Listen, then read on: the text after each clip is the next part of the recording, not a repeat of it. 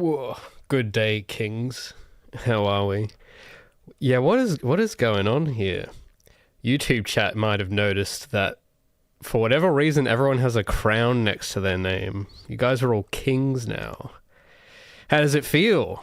How does it feel to be king? But some of you guys have numbers next to your names. You got king number 1, we got king number 2, and king number 3. What is going on? Why is there 5 people with king number 1? We can't have 5 number 1 kings. What's going on? What does this mean? What is YouTube cooking? Why are they turning all my viewers into kings?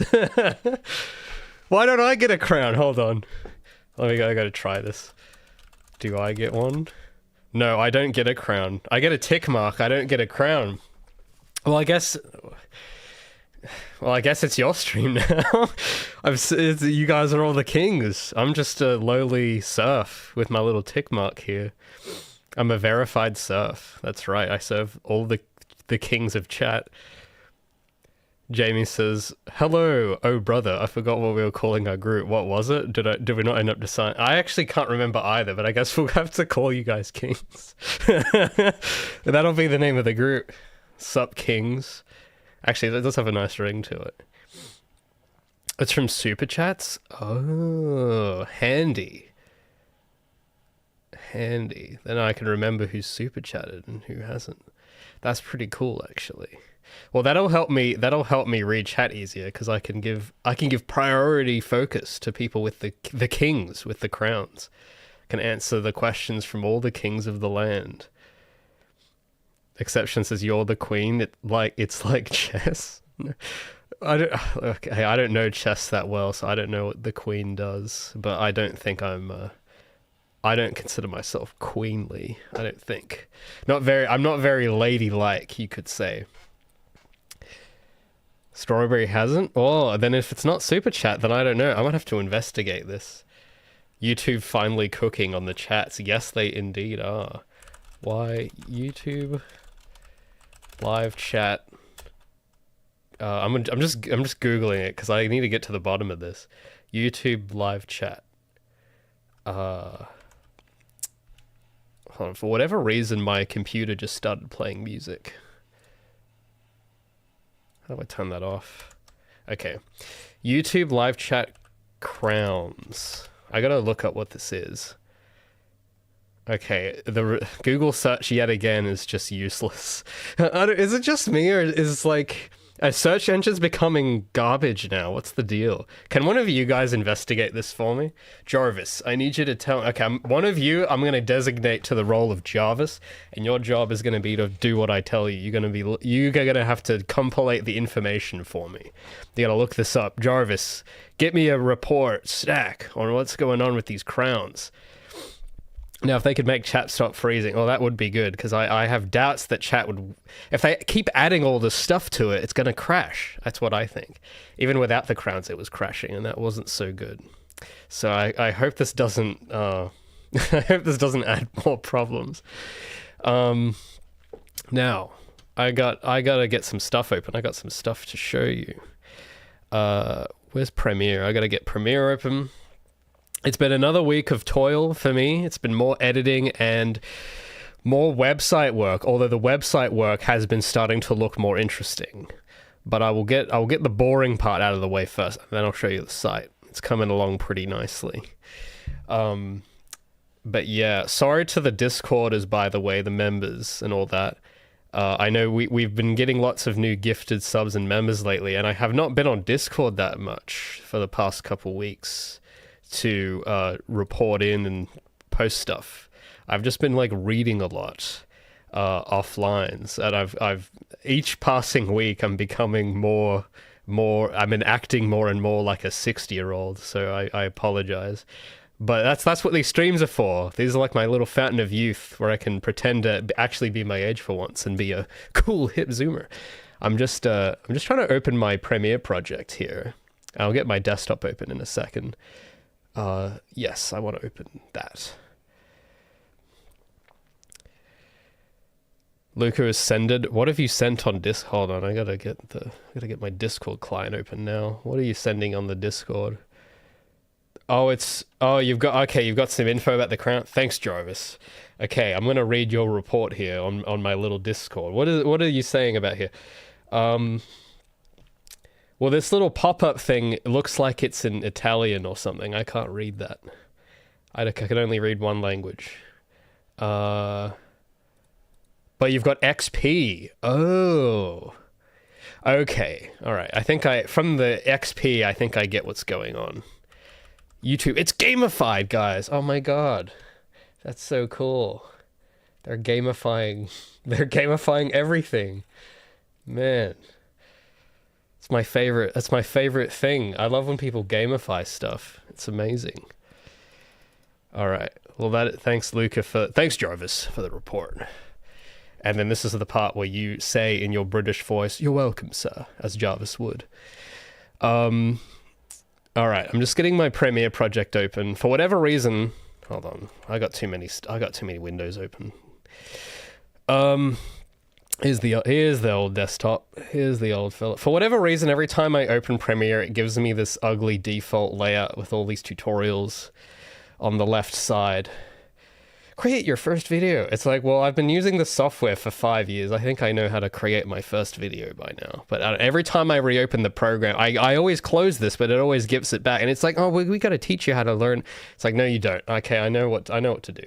You don't got to teach me anything. Let's go. Let's get that out. I got my custom layout. There we go.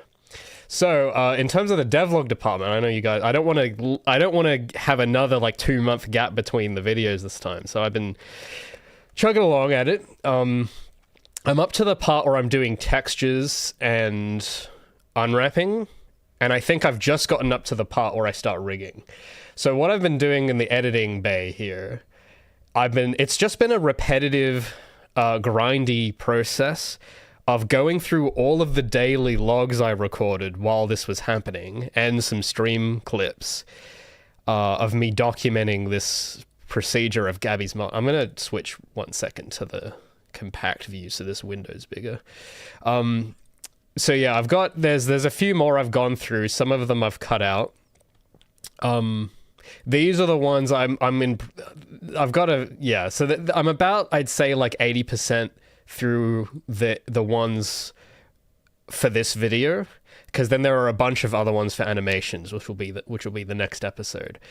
But a lot of this stuff is, I think this particular clip is about rig. This is where I've gotten up to rigging, and I've got the model textured, I got the UVs. The thing is, even after I did rigging, I then went back and did more work on all of the areas, like the textures and stuff. So it's a lot of the process is like a back and forwards, going between the different phases, which is what made it hard to script, which is why I'm glad I'm kind of going at this approach instead, where it's actually showing more of the journey itself. So there's going to be narration still that will tie a lot of this together, so that if you don't know much about modeling or anything at all, you can still hopefully follow along with the mission, you could say.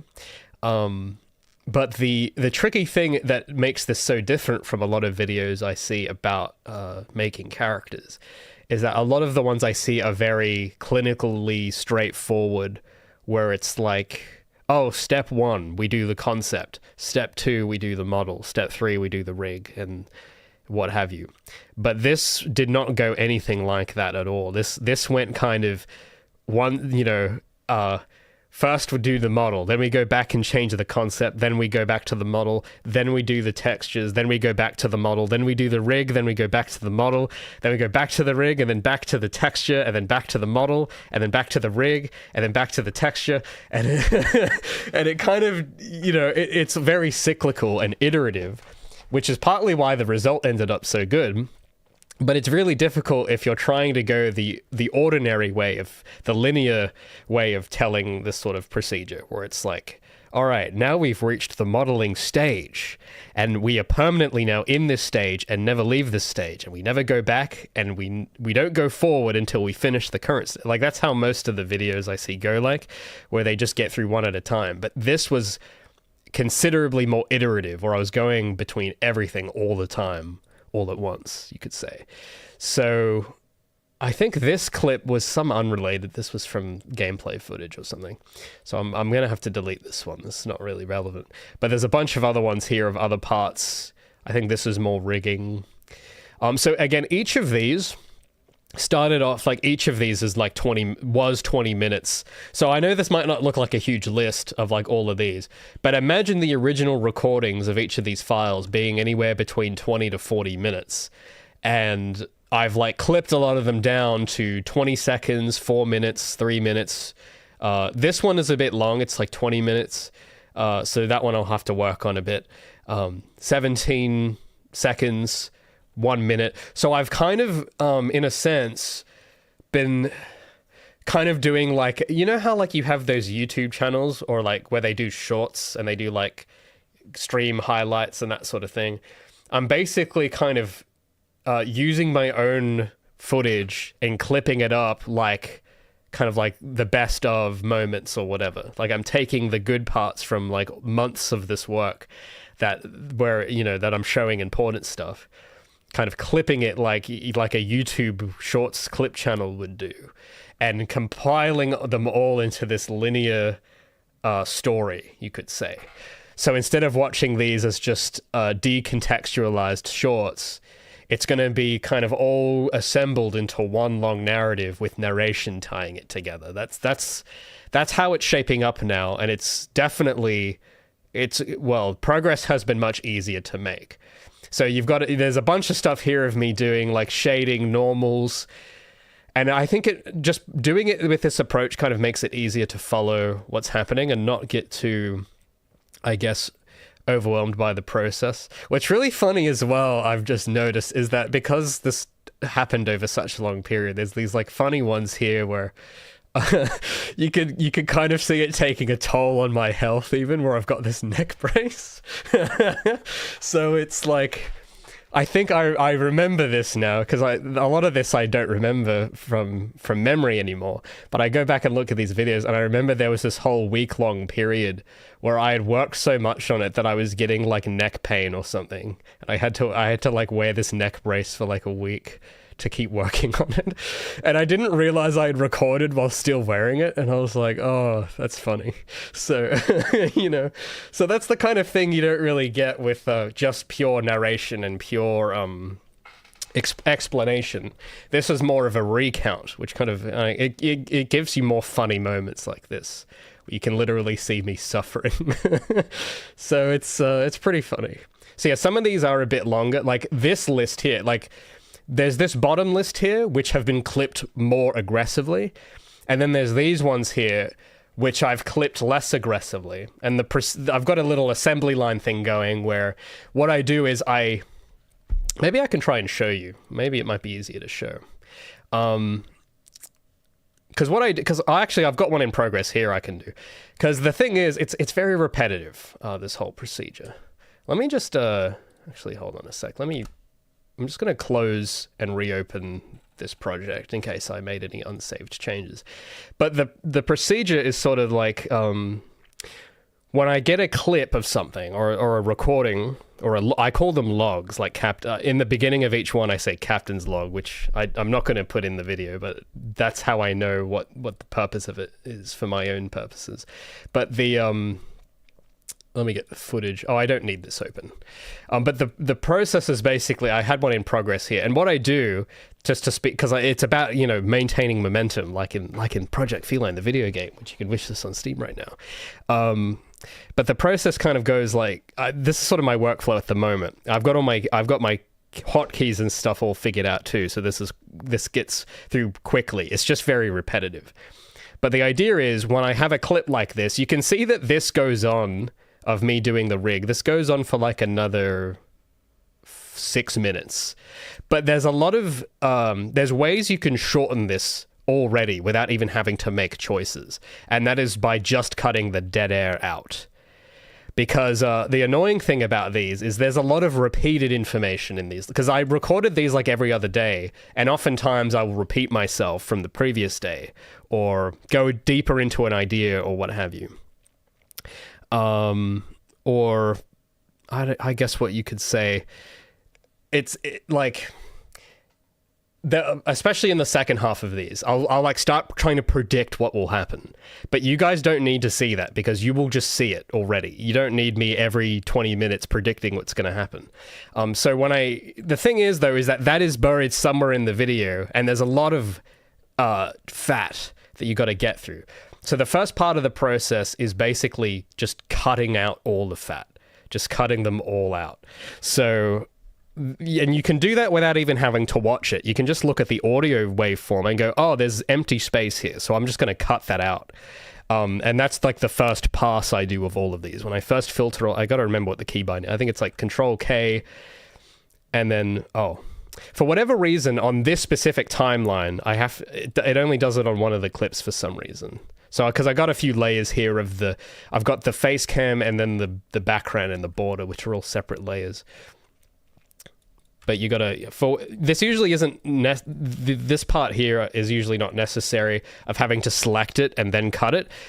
For whatever reason, on this specific one, I don't know why, I should be able to go at any point and hit Control K, but it's only cutting the first layer. Usually it does the whole thing, but for this specific one, it isn't for some reason. But yeah, then I take those empty spaces and just shift to delete them, and then it just ripples delete and gets rid of the gaps. And it's basically, the first stage of this is just doing that repeatedly for an hour or so of like 5 different pieces of footage. So it is kind of boring, so I'll put on like something in the background to listen to, like, and I'll just go through and clip out the dead air first. And then once I've got all the dead air out, then I can, it actually becomes faster to go in and watch the whole clip, like sped up, because you then watch it without all the dead air. And then it's easy to find, it's like, oh, I want to keep that part in, I want to get rid of this part, I want to keep this part. And then you can watch the entire thing uninterrupted without these gaps. Because a lot of this time it's just me pausing to think, or... Because a lot of these weren't scripted when I just literally was just yapping for like 20 minutes. So a lot of it is just cutting out breathing or... what would you... thinking, or just pauses and stuff that interrupt the flow of the thing, or me, like, you know, stuttering on a sentence or something, because that's what a lot of it is. Usually, funny enough, because I've watched so much of these now, I can kind of tell by the waveform when I use filler words, because especially back then, I was doing that a lot, I noticed, and each filler word, it doesn't sound like a big deal. Like when you see an or an and, or a like if, or whatever. I've noticed that I have very weird patterns of speech that I'm now noticing watching all this. And a lot of it takes up airtime, right? And it's like, it might not seem like a big deal, but if you have, 200 me going like pause and then and but this or whatever, stuff that doesn't actually contribute to the substance of the video, a lot of that adds up to the runtime of the video. Like it could add, 10 minutes to the video of all of those if you don't trim them out. And I don't want to waste the viewer's time. So a lot of it's actually kind of amazing the amount of runtime you can just cut off, like dead fat you can cut off just by aggressively trimming these. Like it saves so much. Like that's how you get a 20-minute clip into a minute, is stuff like that. You just got to get the essentials. You got to get the golden nuggets and nothing else. And it's a procedure, but it gets kind of, I guess it gets kind of fun, because it's sort of, this stage is kind of the more fun in the sense that it's kind of mindless, where you don't really have to, you can kind of just do it and think about stuff in the background while you do it.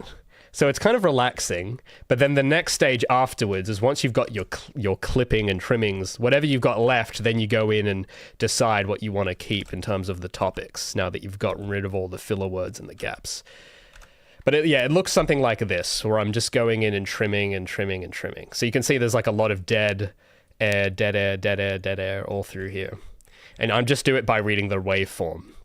It isn't until, then once that's all cut out, you can actually do this thing in Premiere where you can watch it at like double speed. And because I already know all of what's going on, I remember doing some of this, so I can watch it at double speed and remember, oh yeah, I remember doing this and this and this. And then I can decide, that thing I just explained, is that necessary to explain now? is this appearing in another clip already or whatever? And then I make the choices to just like cut out bits and pieces. So that first process of just trimming the dead air, I put in this in progress part. So a lot of these clips I've just cut the dead air from.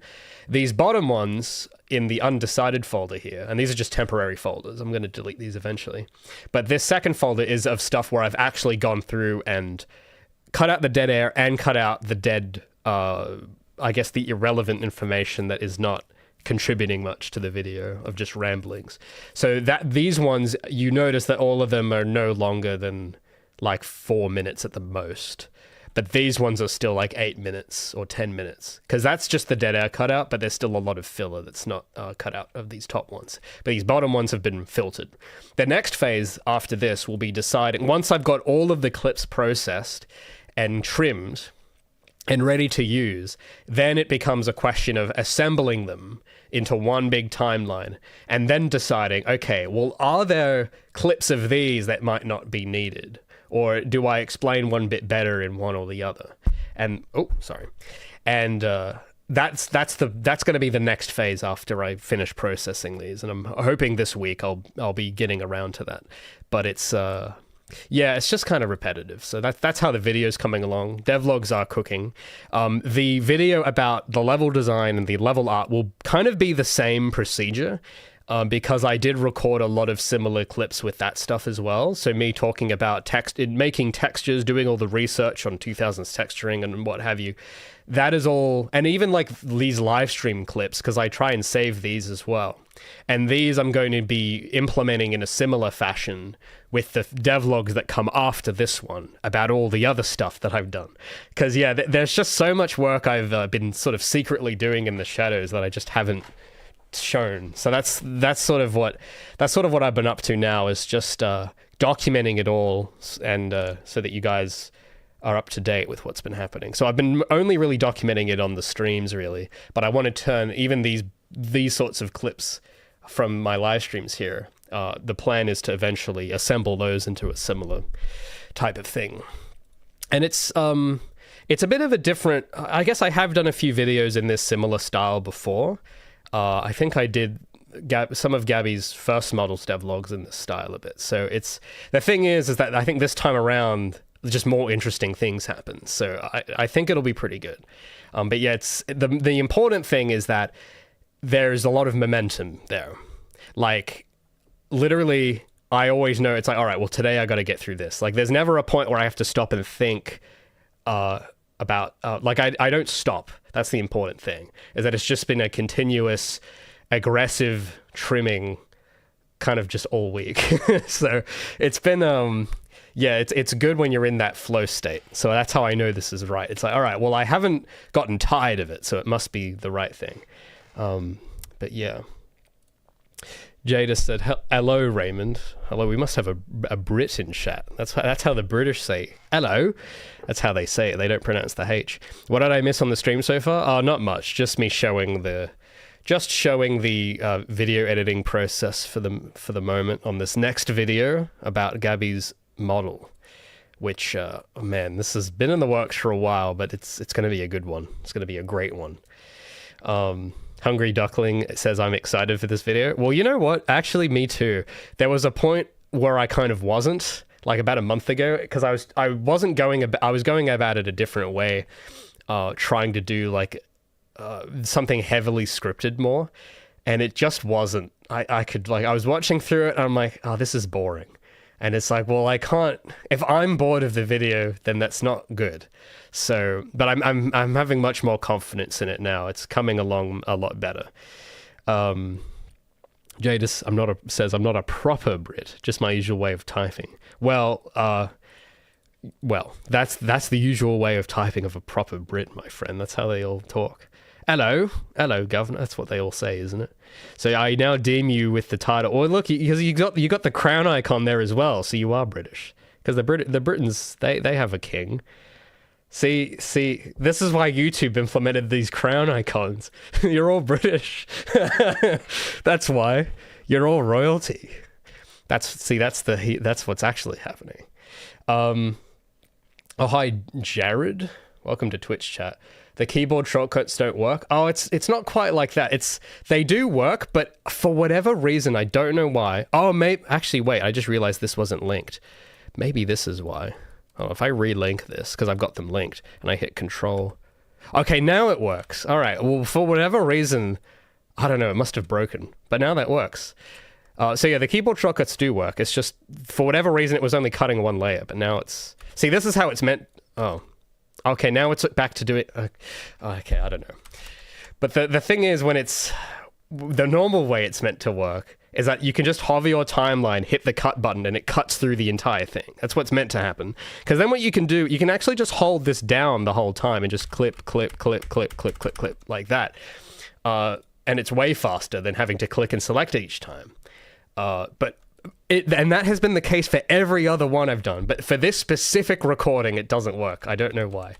So this one's been a bit annoying. This is why I think I left this last night. I like stopped working halfway on this because I was just so tired of it.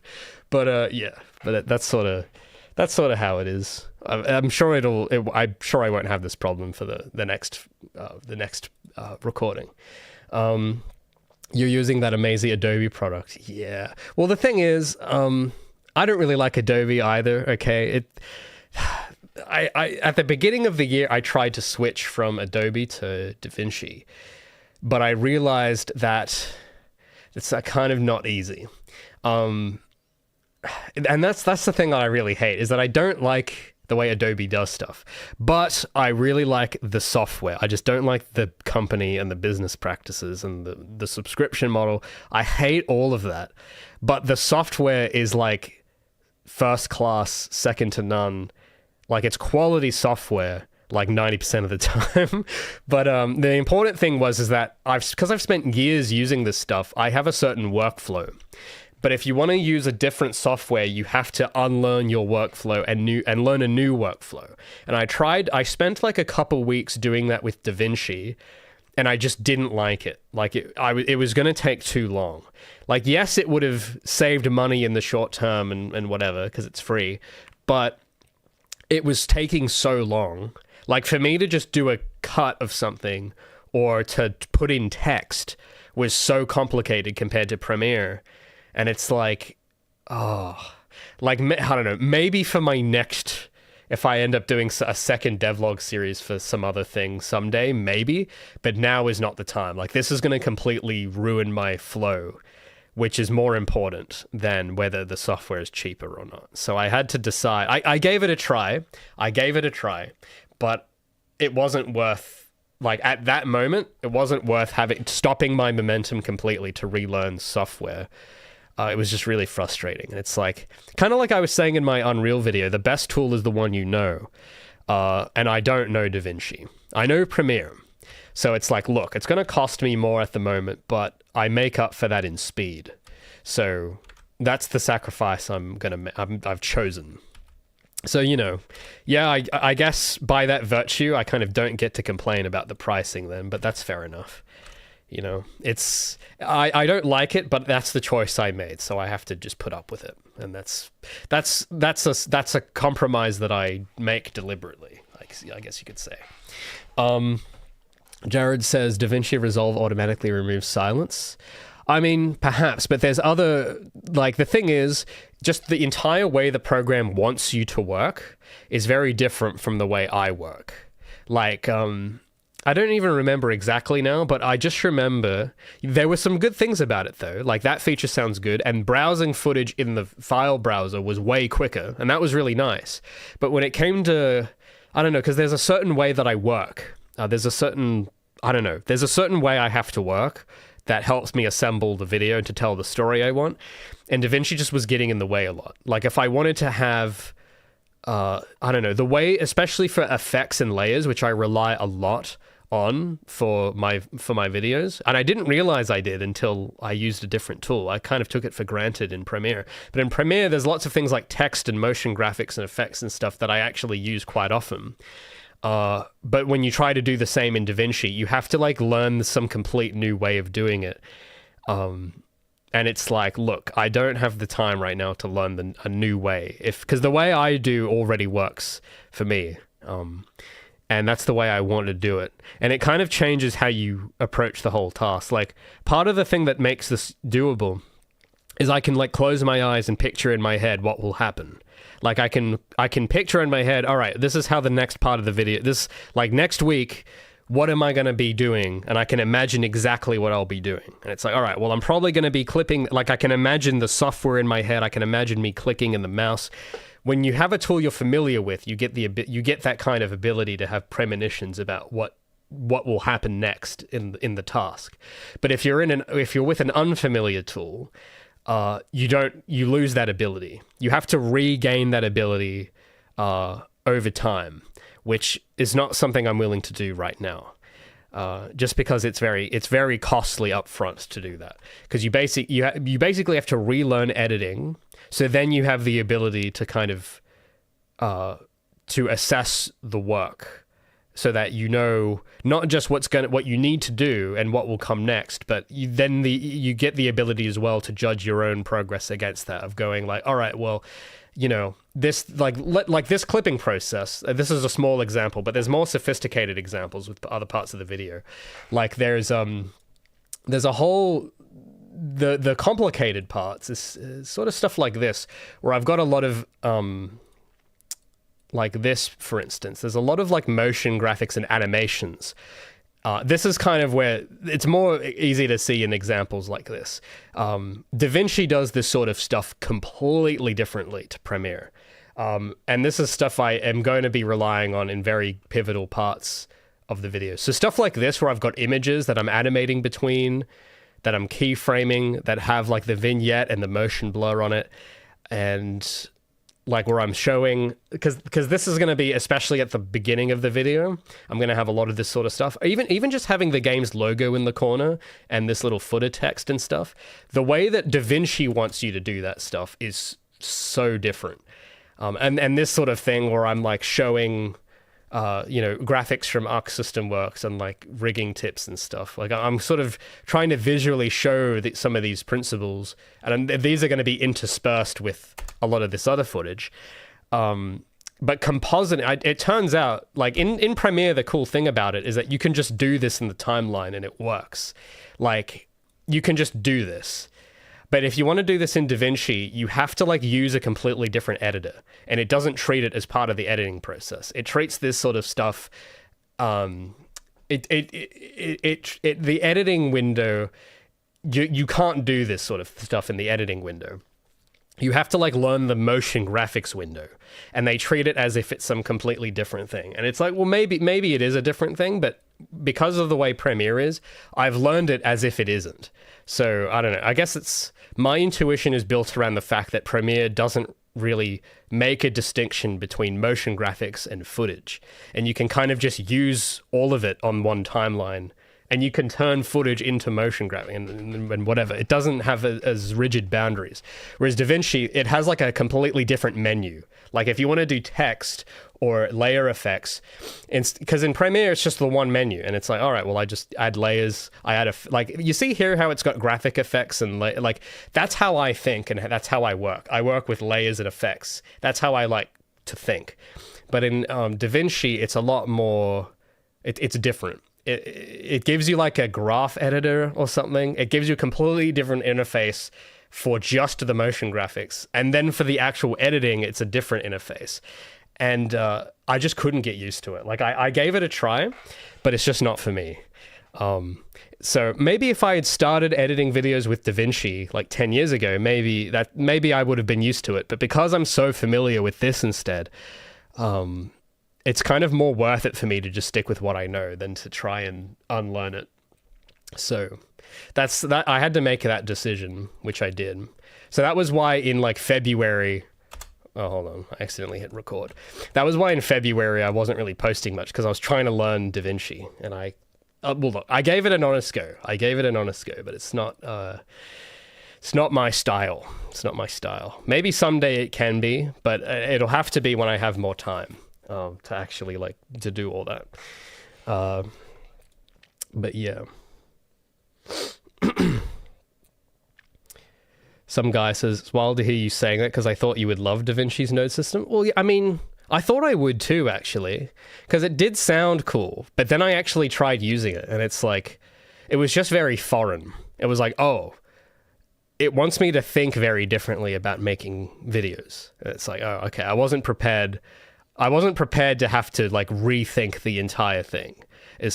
I thought it would kind of just be like Premiere, but, you know, with a different skin or something. Like, you know, it has a different colored menu, and it's made by a different company. Like, I thought it was just going to be like that, but no, the program itself just fundamentally works differently. And it's like, okay, well, I have to make a choice then. Do I want to fundamentally change my workflow or not? So, for the sake of time, I just had to stay. I got to stick with what I know. I've always found that seems to be the better choice in the long run. So it might be costing a bit more, but it's, you know, but if I hadn't done that, I would still, like, this video would still not be, I wouldn't be up to making this video yet. Like that video I made last month, I would still be working on that one if I'd switched to DaVinci. And it's just, there's a time sensitive element to it as well. So yeah. But yeah, I thought I would like it. I gave it a try. It's not quite for me, but yeah, I think it's just because I've been trained already. I've been pre-programmed with Premiere. So that's probably why. I've just gotten so used to one way of doing it that it's sort of like when I was learning Unreal, it was a bit similar because I'd learned Unity first, and it actually kind of made it harder to learn Unreal than if I would have just started Unreal from the first as my first choice. Because I do remember, especially if you go back and look at devlog 7, you might see me struggle with this a little, or I'm trying to learn how the class system works, because the way Unity does it is different to Unreal. Whereas with Unreal, it's like they have a way they want you to do it. Whereas with Unity, it kind of lets you do it your own way, whatever you want. So I remember, especially within like the first 7 devlogs, if you kind of pay attention, you'll notice me struggling with that problem. So I think I was able to, for whatever reason, get over that for Unreal. But with DaVinci, I don't know, it's too foreign. It makes me think too differently.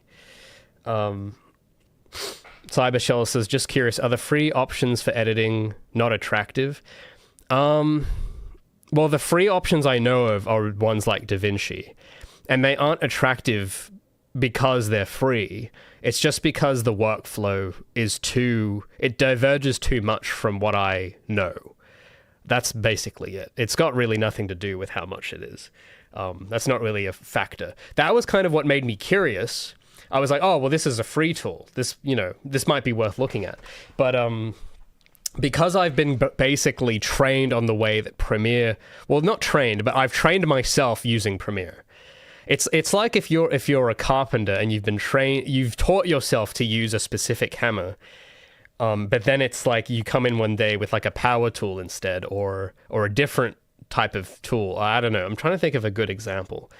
I don't know. I'm not a carpenter, so I don't know what the equivalent is. It would be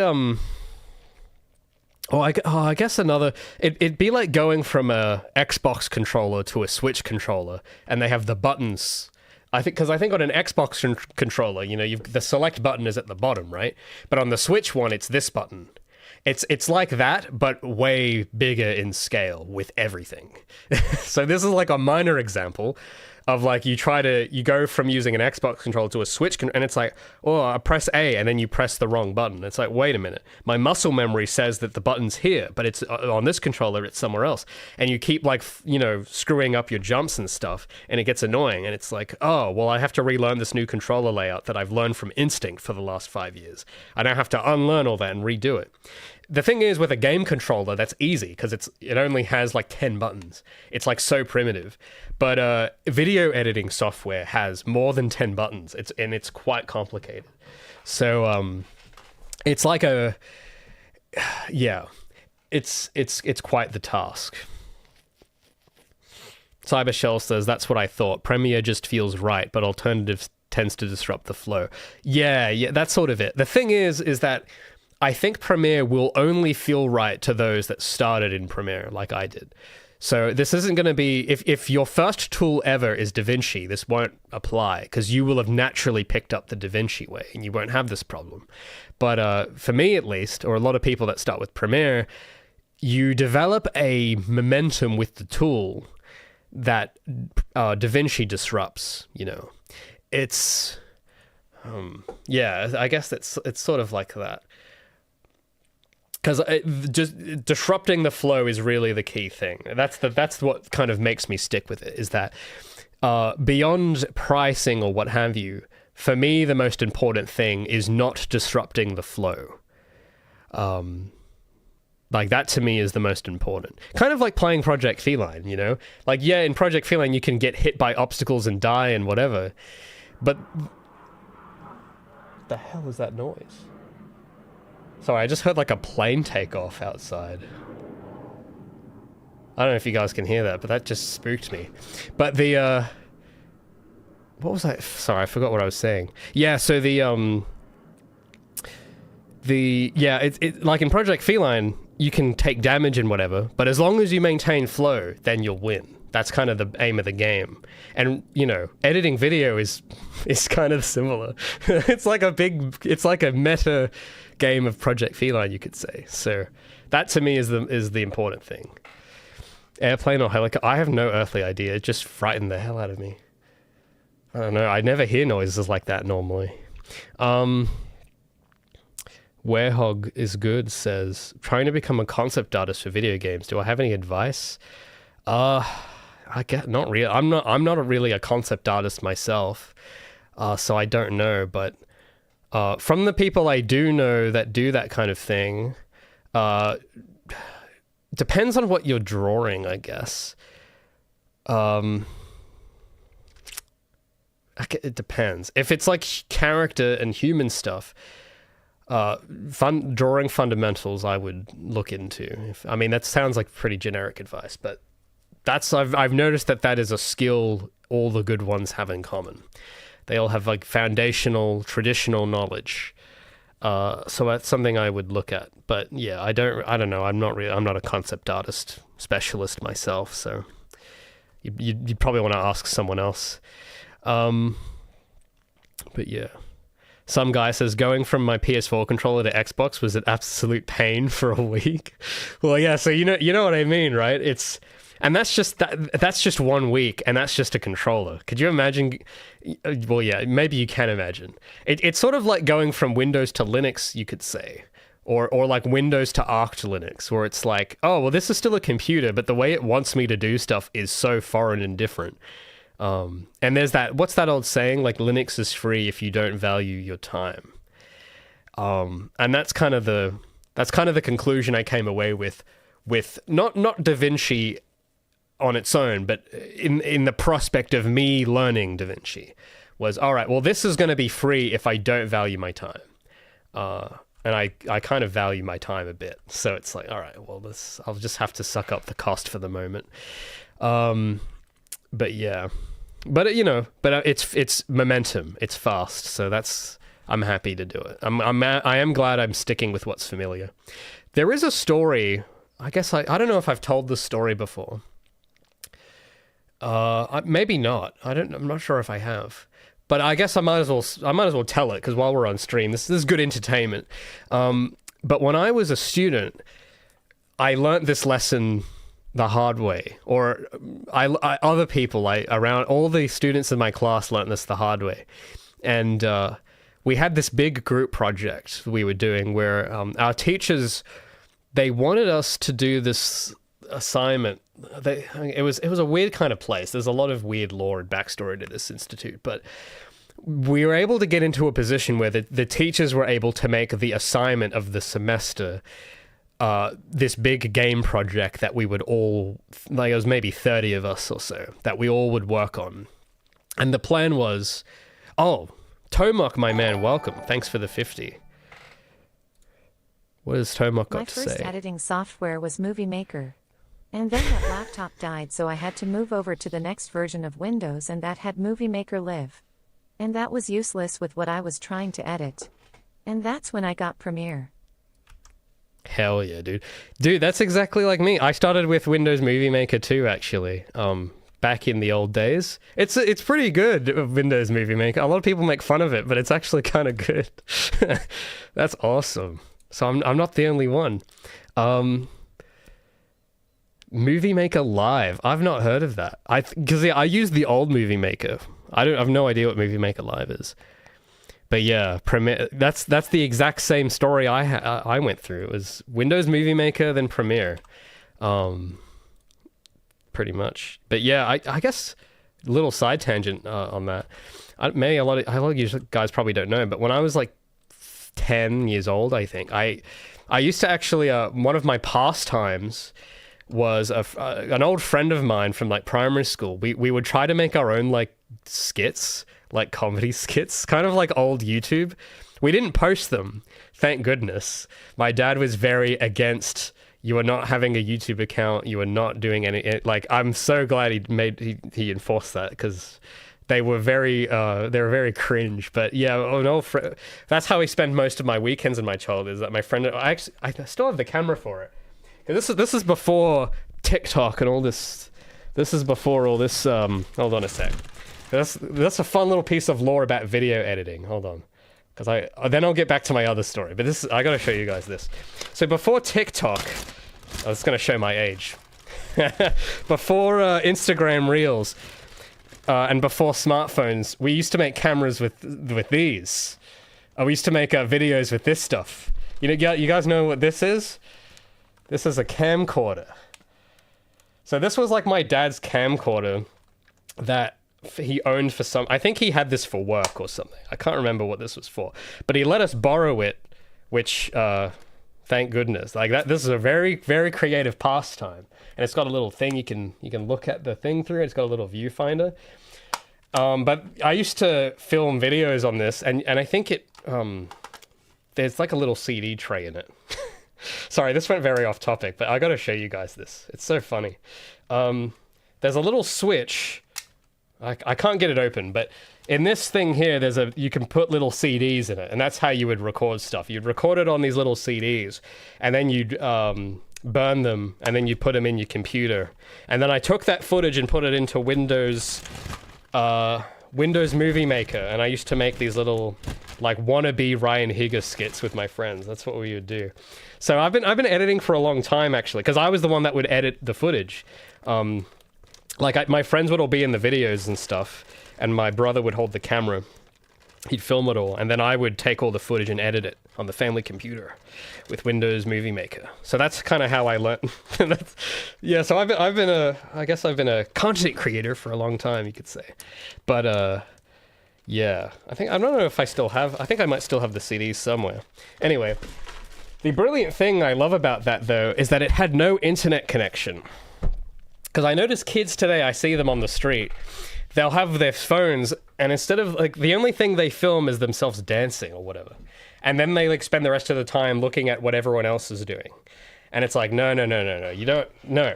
You gotta just be, like, not caring and just filming stuff. So I actually feel because I remember I was begging for an iPod or something when that was, but I'm glad instead they gave me the camcorder, which had no internet connection, no distractions. You can only use it to film. And it's a very cherished, that's why I've kept it this whole time. It's a very special object to me. But yeah, so there's a little bit of editing advice. If you're using your phone to film, stop immediately and buy a camera, even if it's some cheap iToy camera. Because you get a lot more done if your camera isn't also loaded with distractions and other stuff. Because you can't browse on that thing. You only get one option. You can only make stuff. You can't consume with it. So it's quite good. But yeah, Windows Movie Maker gang, rise up, Tomok. Thanks so much, by the way, for the 50. I really appreciate that, man. Jadis had a camcorder too. Oh, hell yeah. Yeah, man, it's the camcorder. I actually have been thinking of maybe going back to using it for something, because it is, I don't know, man, it's, because then the actual look of the footage, it's, because this, I think it's like 2006, I think, or 2005, that model. So if you want like kind of 2005 SD aesthetic, because it records in like 4:3 in standard def, and it has a very cool aesthetic to it. So I don't know, maybe I might use that for something. It's actually, I don't know. I'm glad I kept it though. But yeah. What was I? Coestus's camcorder. Is that like something you would find in an ancient temple? I guess, yeah. I'm trying to think of where you would find a camcorder nowadays. I guess so. I don't know. Maybe they do sell them at, like, if by temple you mean like pre-owned shops or something, maybe you could still find them somewhere. But yeah. But oh man. Cybershell says, record with that, then in the future, when AI is good, AI upscale it to 8K. No, I'm not gonna... No, because you want to preserve the original... No, you got to preserve, like, the film grain... Well, it's not film grain, because it's digital, but you gotta preserve, like, the standard deafness of it. You know, it's a charm.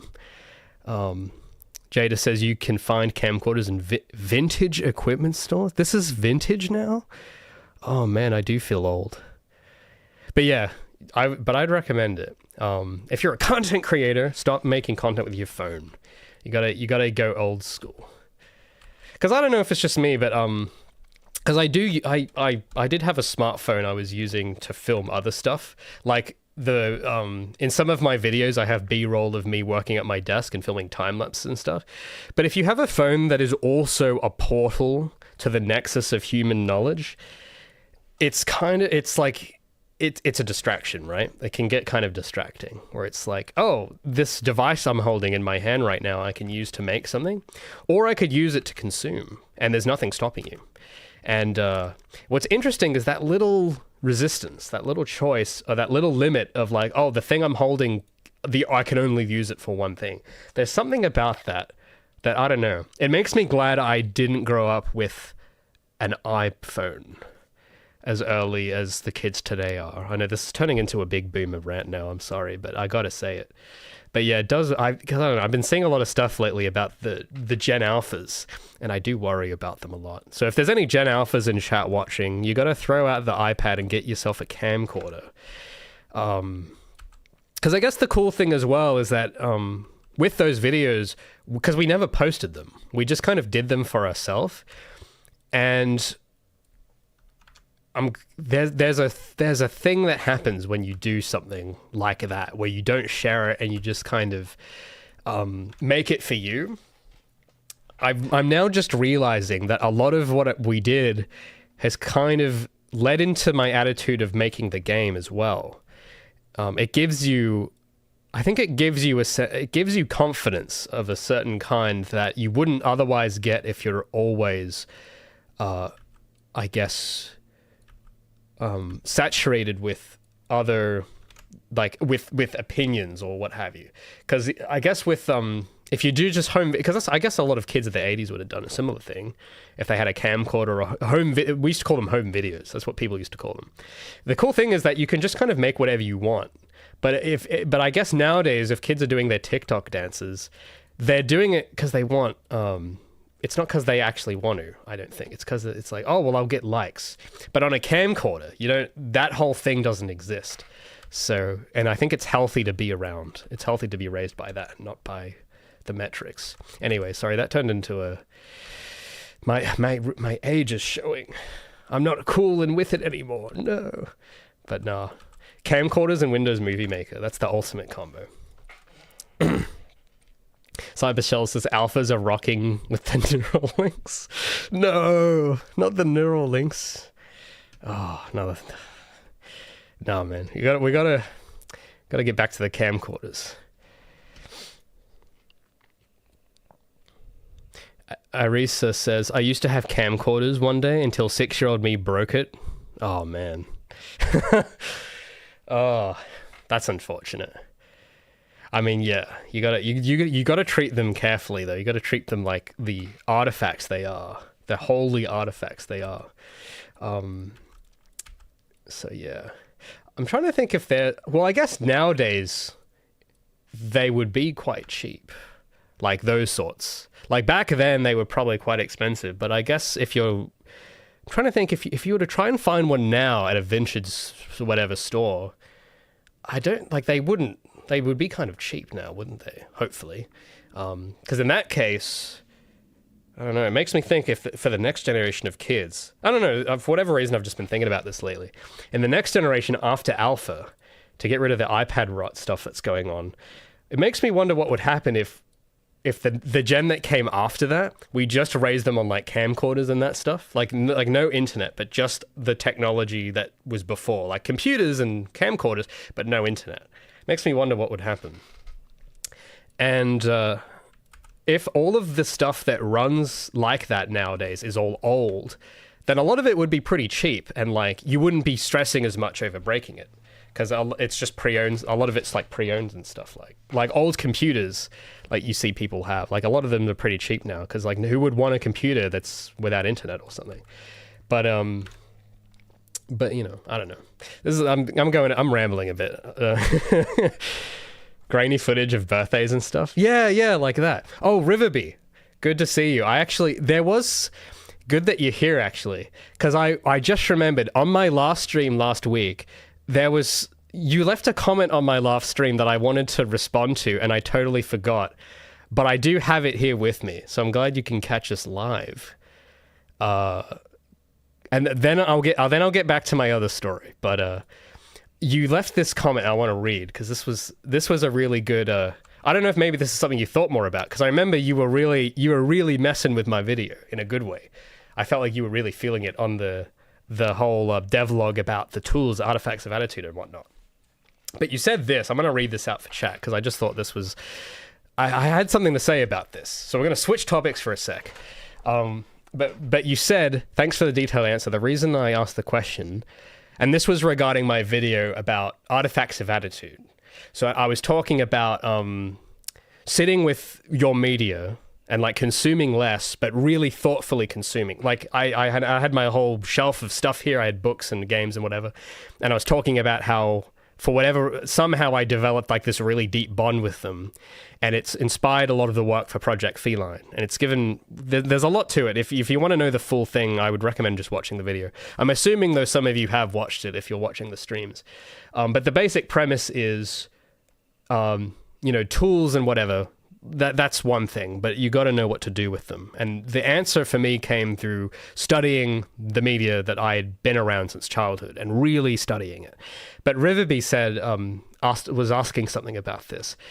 The reason I asked the question is because I can sometimes have trouble figuring out why I like a certain aspect or subject or trope in works I enjoy. I also have that unshakable drive to create video games you talk about in this stream, despite it indeed being an endeavor that might not be worth it. True. At times, it drives me crazy that I cannot figure out why I feel this strongly. I'm pulled very strongly towards creating, but I don't see clearly what I'm pulled by. I do ask myself those questions, but the answers don't tend to come naturally. What I'm learning from your answer is that it isn't necessarily I should be asking different questions, as they are the same questions that seem to be helping you. And that question, by the way, is just asking why. That's literally it. But in that, it might just be a matter of time and effort. Now, there was something I wanted to add to this, because this is a good observation. And this kind of ties into what I was just talking about with camcorders. I know this sounds pretty crazy, but hear me out, okay? This is going to sound a bit schizo, but hear me out. So part of it is, I think I remember telling you that the questions I just kept asking was, oh, well, why this? Why that? Why this? And that was somehow, by just asking that question all the time, I was able to figure out what it was that, what was the word you used? You used a certain word. Pulled me to the work, you could say, that made me inspired. Because I guess it's in a way, it's me figuring out what inspiration is actually. It isn't just that feeling of, oh, I want to make something like that, but it's also knowing, oh, I know why this person made this thing, and I know why I have to continue this. That's sort of the way I came to think of it. Now, there's a lot I could say, but the point I think that's important, that maybe some of you might be doing unconsciously without realizing, is that I've noticed that when I started actually figuring this out, it coincided with something else I had also done at the time that I didn't mention in the video. And that was that I started, I guess, withdrawing more from things, from stuff that's going on. So I think I might have mentioned this on a few streams ago. I haven't made a huge deal out of this, but I recently changed phones. So I'm now using this like old flip phone, some Japanese flip phone, because I had to get a Japanese one because those are the only ones that work in my country. But it sounds crazy because I've seen videos about this for years of people going, I switched to a flip phone and it changed my life, or what have you. And I thought, oh yeah, there's no way. But it's actually kind of true, okay? It's actually, there's something to it. And what I noticed was that, because when you're a creator, especially in the manner I'm doing with these streams and with trying to make videos and trying to make a game, and if you're in the game dev, they call it the game dev community. There's a lot of these sorts of things now where you've got the game dev community, you've got the art community, you've got the, what do they have as well? The programming community, the Linux community, like, I didn't used to hear people talk about these concepts, but I hear it a lot more now, where everything is a community. It's like, oh, we got the Premiere community, we got the Firefox community. Like, there's like an overwhelming emphasis on, I guess, just lots of communication happening a lot. And this is partly why I'm not on Discord as much anymore too, because this kind of ties into it. Because a big part of me that helped me do this was not being around people. And this sounds a bit reclusionary and a bit Luke Skywalker-y, but it's not necessarily that you like turn away from everything completely. But I think there's a degree to which you need space to actually just be alone and to think your own thoughts about things. And I've just noticed, I don't know if this is the case for everybody, but for me, I found it really hard to do being on Discord or being on YouTube or being everywhere, being on forums or being whatever. Like I found it really hard because you're being surrounded by everyone's thoughts all the time. And it's, you know, it's helpful to know what people are thinking from time to time, but I think there's a degree to which now we are encouraged to overindulge and overconsume and overemphasize the information that's out there. Because for me, at least, everything just started making sense when I stopped doing that. And I just kind of kept to myself a bit more and thought, well, I think someone's probably thinking, because in that video I show a copy of Sonic 06, and I unironically say that this was like one of my, you know, great inspirations or whatever. Now the interesting, I use that game as an example because if you look up that game online anywhere, everyone is trashing it. Everyone, like, the Game Grumps, like, game commentary era was sort of built on trashing this specific game, right? And you go and look anywhere of people talking about it, and it's everyone is going to be discouraging you from seeing merit in this game. And for whatever reason, it bothered me, but I couldn't understand why for the longest time. Until I kind of stopped looking at criticism of it and just started playing the game more myself and just not exposing myself to thoughts of any other kind except my own, just for a while. And then it all just started falling into place somehow. And I don't quite know how to explain it. I probably won't have time on stream to explain what I see in that specifically, but you will see similar things that are important to you in your own, with your own thing. So it doesn't really matter what I see in it, because I'm the only one it's going to make sense to. But everyone has their own version of this that you can unlock. That's sort of what I think anyway. And I think if you're struggling, what did you say here? You said that it doesn't come naturally to you, and that you ask the questions, but you can't quite ever really get a handle on it. It's like, oh, I keep trying to look for it, but it isn't, I can't see it. It might be because you're like, maybe you might be consuming too much that is diluting it might be distracting you. Because I noticed that was just the case for me, at least.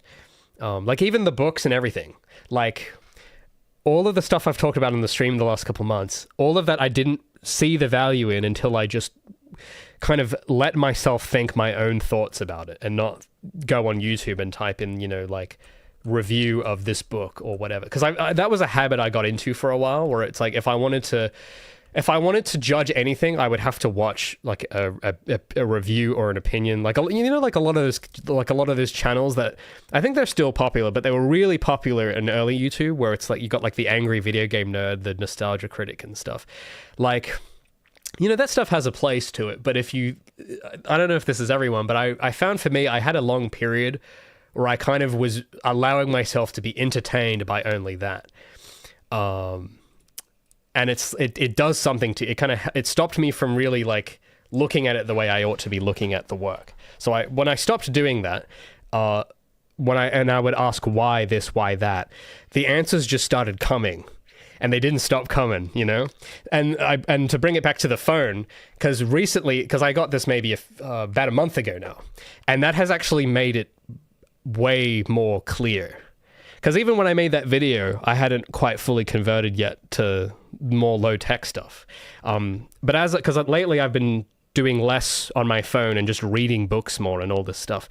And even for areas because a lot of the work I've also been doing lately, apart from the video and the website stuff, I've been doing a lot of writing about the game. And a lot of this writing I'll be putting on my website eventually. But I've also there's like lots of stuff about like the characters and story that I've been stuck on for a long time. And it isn't until recently where it's all resolving itself. Like, I have questions about, well, why does Gabby do this? Why is I don't want to get into specifics, but there's a lot of like these sorts of questions about the choices I want to make with things, where it's like, well, why do I want her to do this? Why do I want this level to be here? Why do I want the levels to feel this way? Why do I want the game to start in this environment? There's a lot of questions about just the making of the game, and I want to try and put it together cohesively in some way. And when I I guess you could call it, when I started balancing my information diet more, I just was able to figure it out. Like, I could think more clearly about things.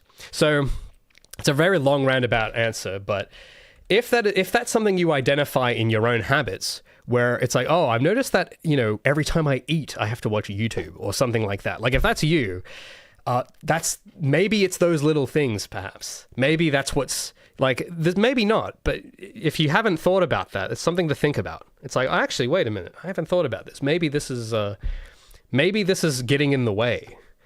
And if it is, try going without it for a bit. Like, if you're over consuming content, which I used to do a lot, that might be something that's stopping you. So that's just I don't know, something that I've started to observe lately that might be the key to the issue that you said you were having.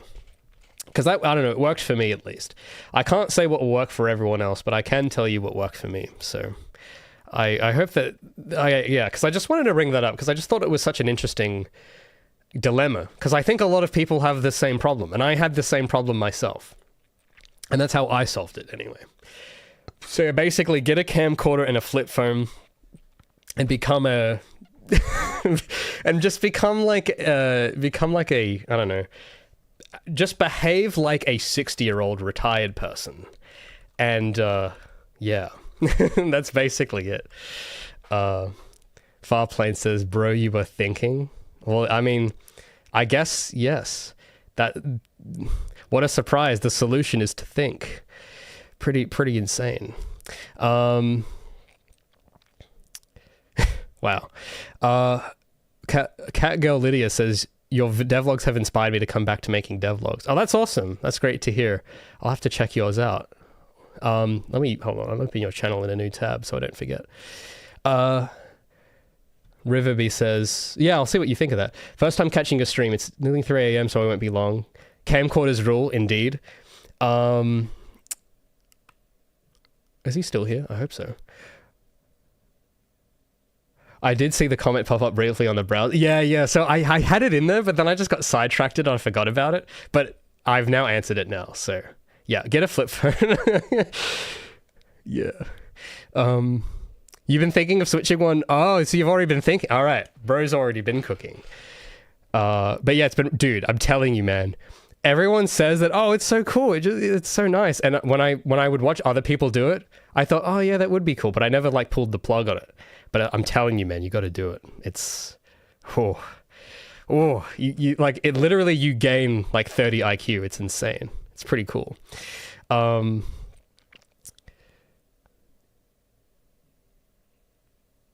Oh, well, you guys got some interesting comments here.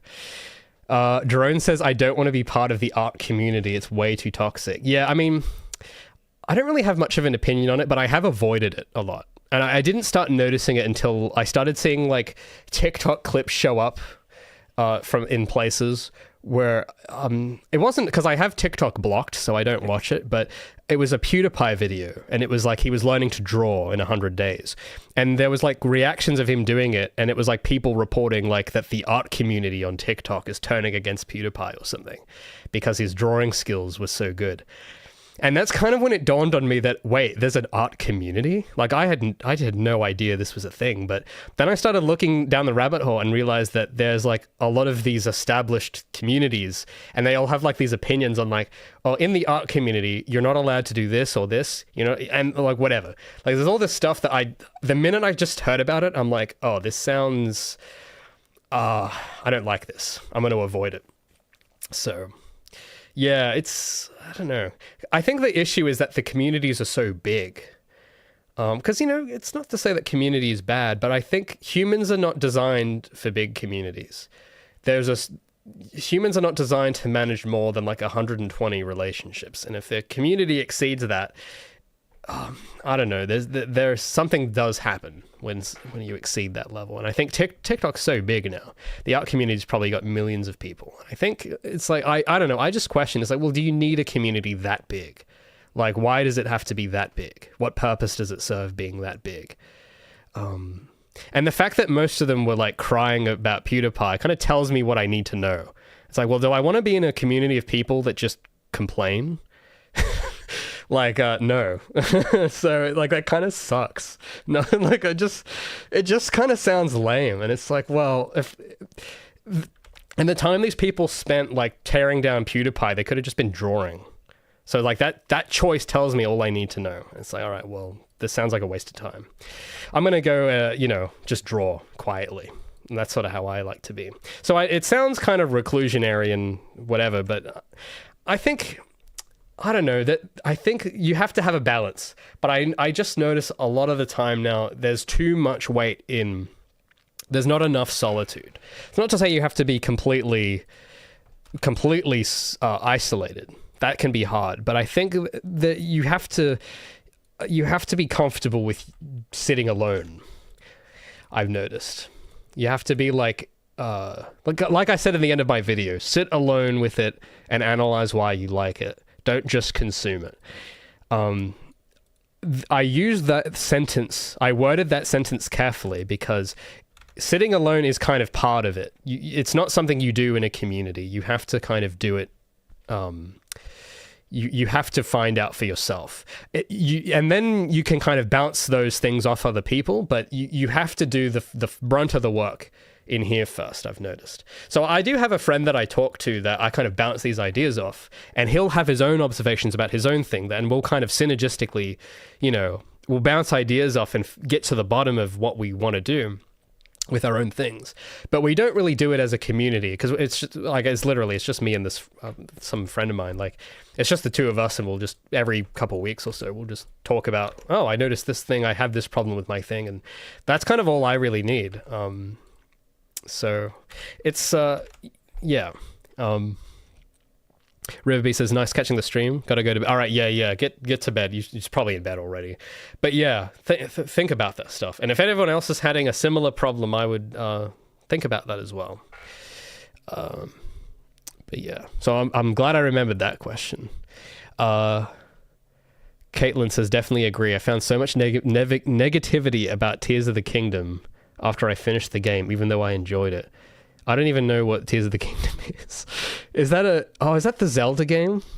Well, yeah. So, because I've seen that happen time and time again with lots of games. It's like a repeating pattern.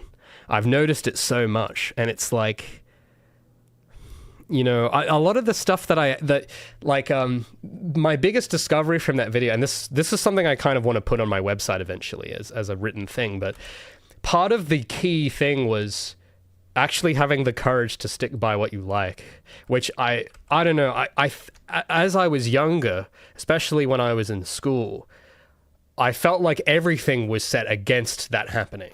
Like, it felt like everything, whether deliberately or not, was kind of set up against... It was to discourage that, to say, no, you have to...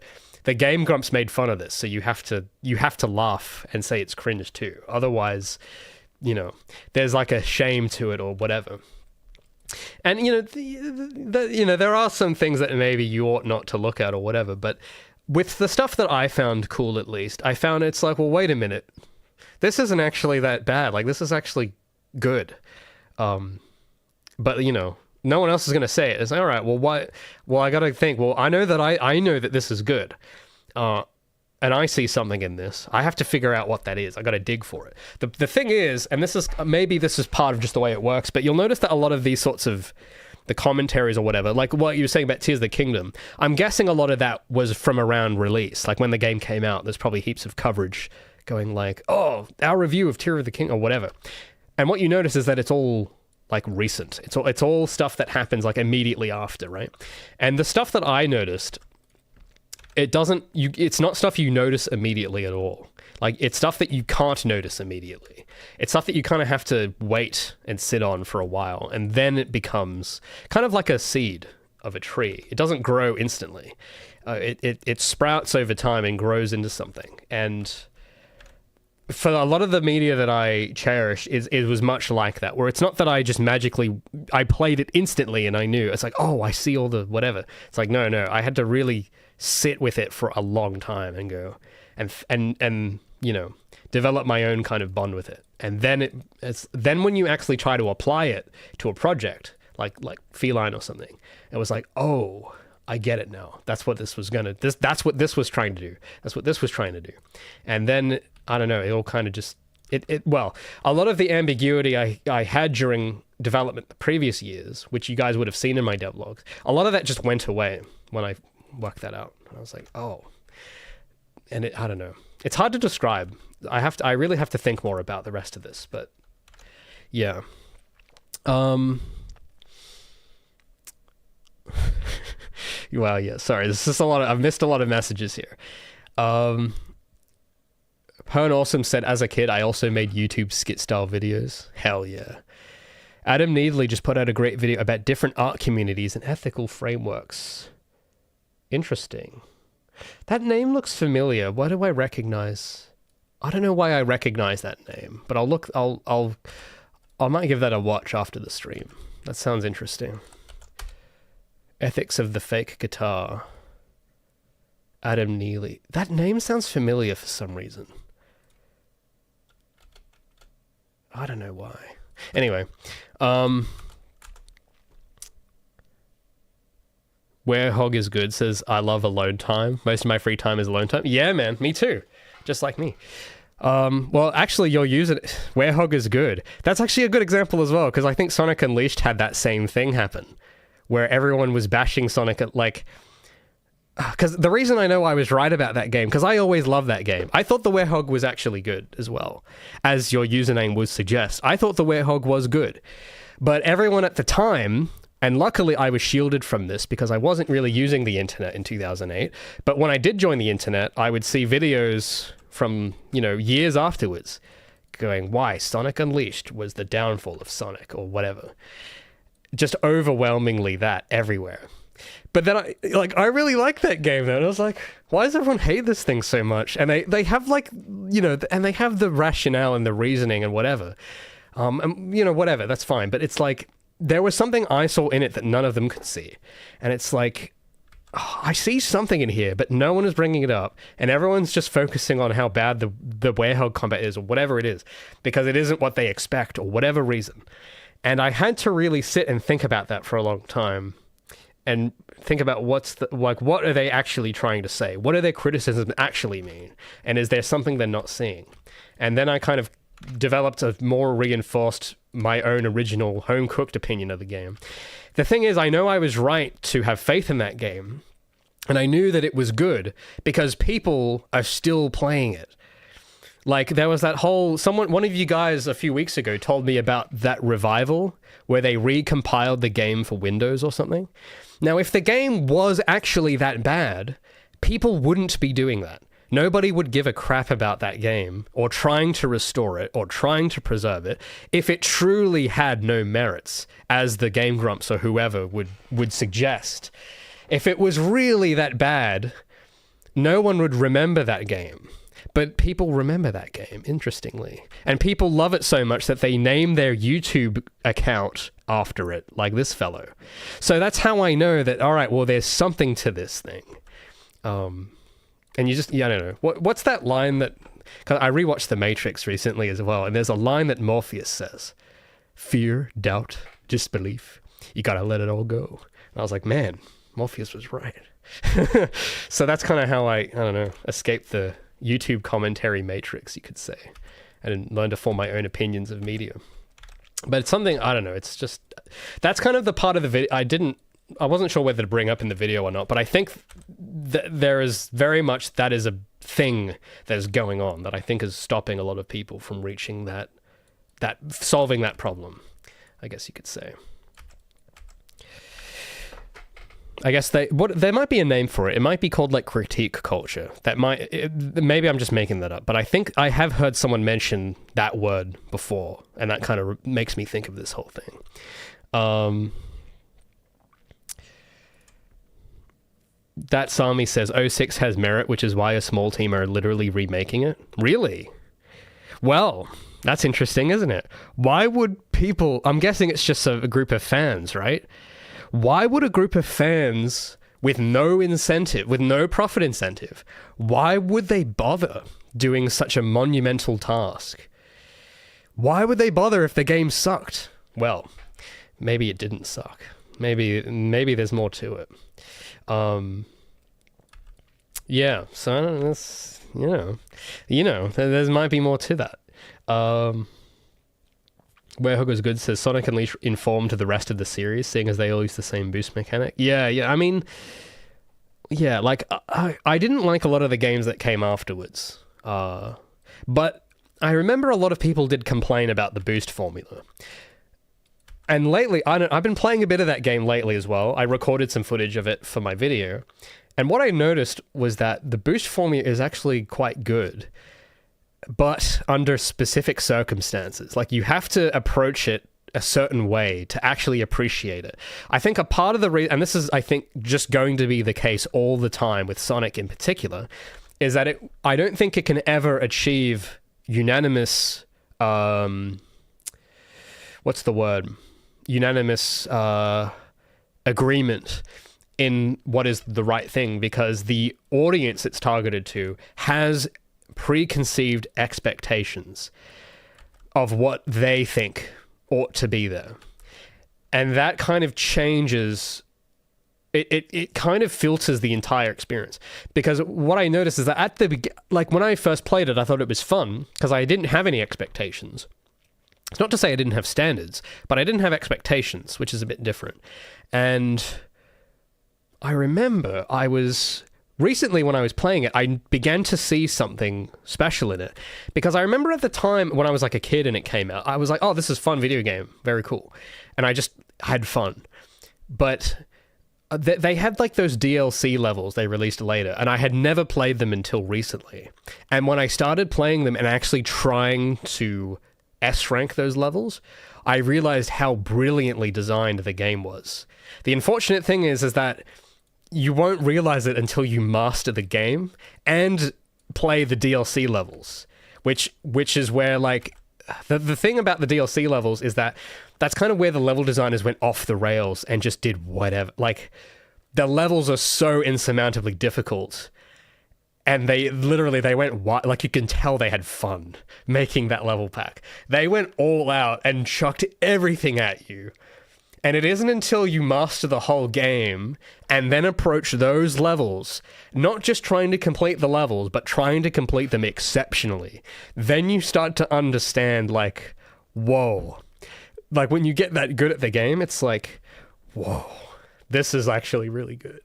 But it's, unfortunately, there's a lot of, it's kind of gate-kept from the skill barrier, I guess you could say. A lot of people playing it casually will not reach that point, and that's, that's just sort of the way it is, I guess. But I don't know. I guess the tricky thing is you have to make it appealing enough for people on the other side of the gate that aren't in to want to pass the gatekeepers. And I think the challenge with game design is somewhat like that, where you have to have something that's so rewarding that someone that after 20 years that's still playing it is still finding novelty and coolness from it. But you have to make it so that they want to reach that point at all. And I don't know exactly the full extent to which of things you have to employ to achieve that, but I mean, I think Sonic Team succeeded there, because it's been 15 something years since that game came out, and I still play it from time to time. So I'd say that's a success. It's like, well, I'm still playing it, so I guess they won. So, and that's pretty cool. So, at the time, people might not have seen it, but, at the time, no one had passed the gate because the game had just come out. No one had mastered the game when it just came out, obviously. So a lot of the opinions and review and whatever, like day one reviews, I think that's such a stupid idea, day one reviews, because you don't spend enough time with it to really get it. But I guess that's the thing, is that it has to be good enough that you want to spend more than the first day with it.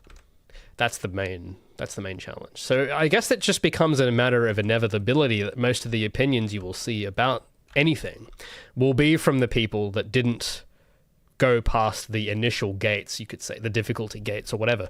They don't go past, well, what value can I get out of this from an hour? Because, it's convenient or whatever. And it's like, oh, well, in this hour of playing it, I noticed this, this, and this. And it'll be like, all right, well, that's what you noticed from an hour. But what do you notice after 100 or 200 or 50 or 500? And anyway, there's a lot. I could ramble a whole day about it, but I thought it was good. I think they succeeded there. But interestingly, with the subsequent games, like what Lost World, I think was it. With those ones, I didn't feel drawn to pass the gates, you could say. Like, and what I mean by that is there is a gate-kept thing in the game in the sense that you obviously don't have all the levels and all the mechanics at once. You have to... Each stage is like a gatekeeper to mastering the game. And it has to be appealing enough for you to want to go through that. And I've noticed for a lot of the newer games they did, it wasn't appealing enough for me to do that for whatever reason. And I'm like, oh, I don't feel drawn to this. I don't feel compelled to face this challenge. But the last time I felt that way about that franchise in particular was Unleashed and maybe Colors, I think, was the last time I felt like, oh, I want to face this. That's kind of what the choice you make when you buy a game. Oh, I want to face this challenge. I want to do this. And a lot of the stuff now I don't feel drawn. It's like, oh, I don't really care about this challenge for whatever reason. So I don't know.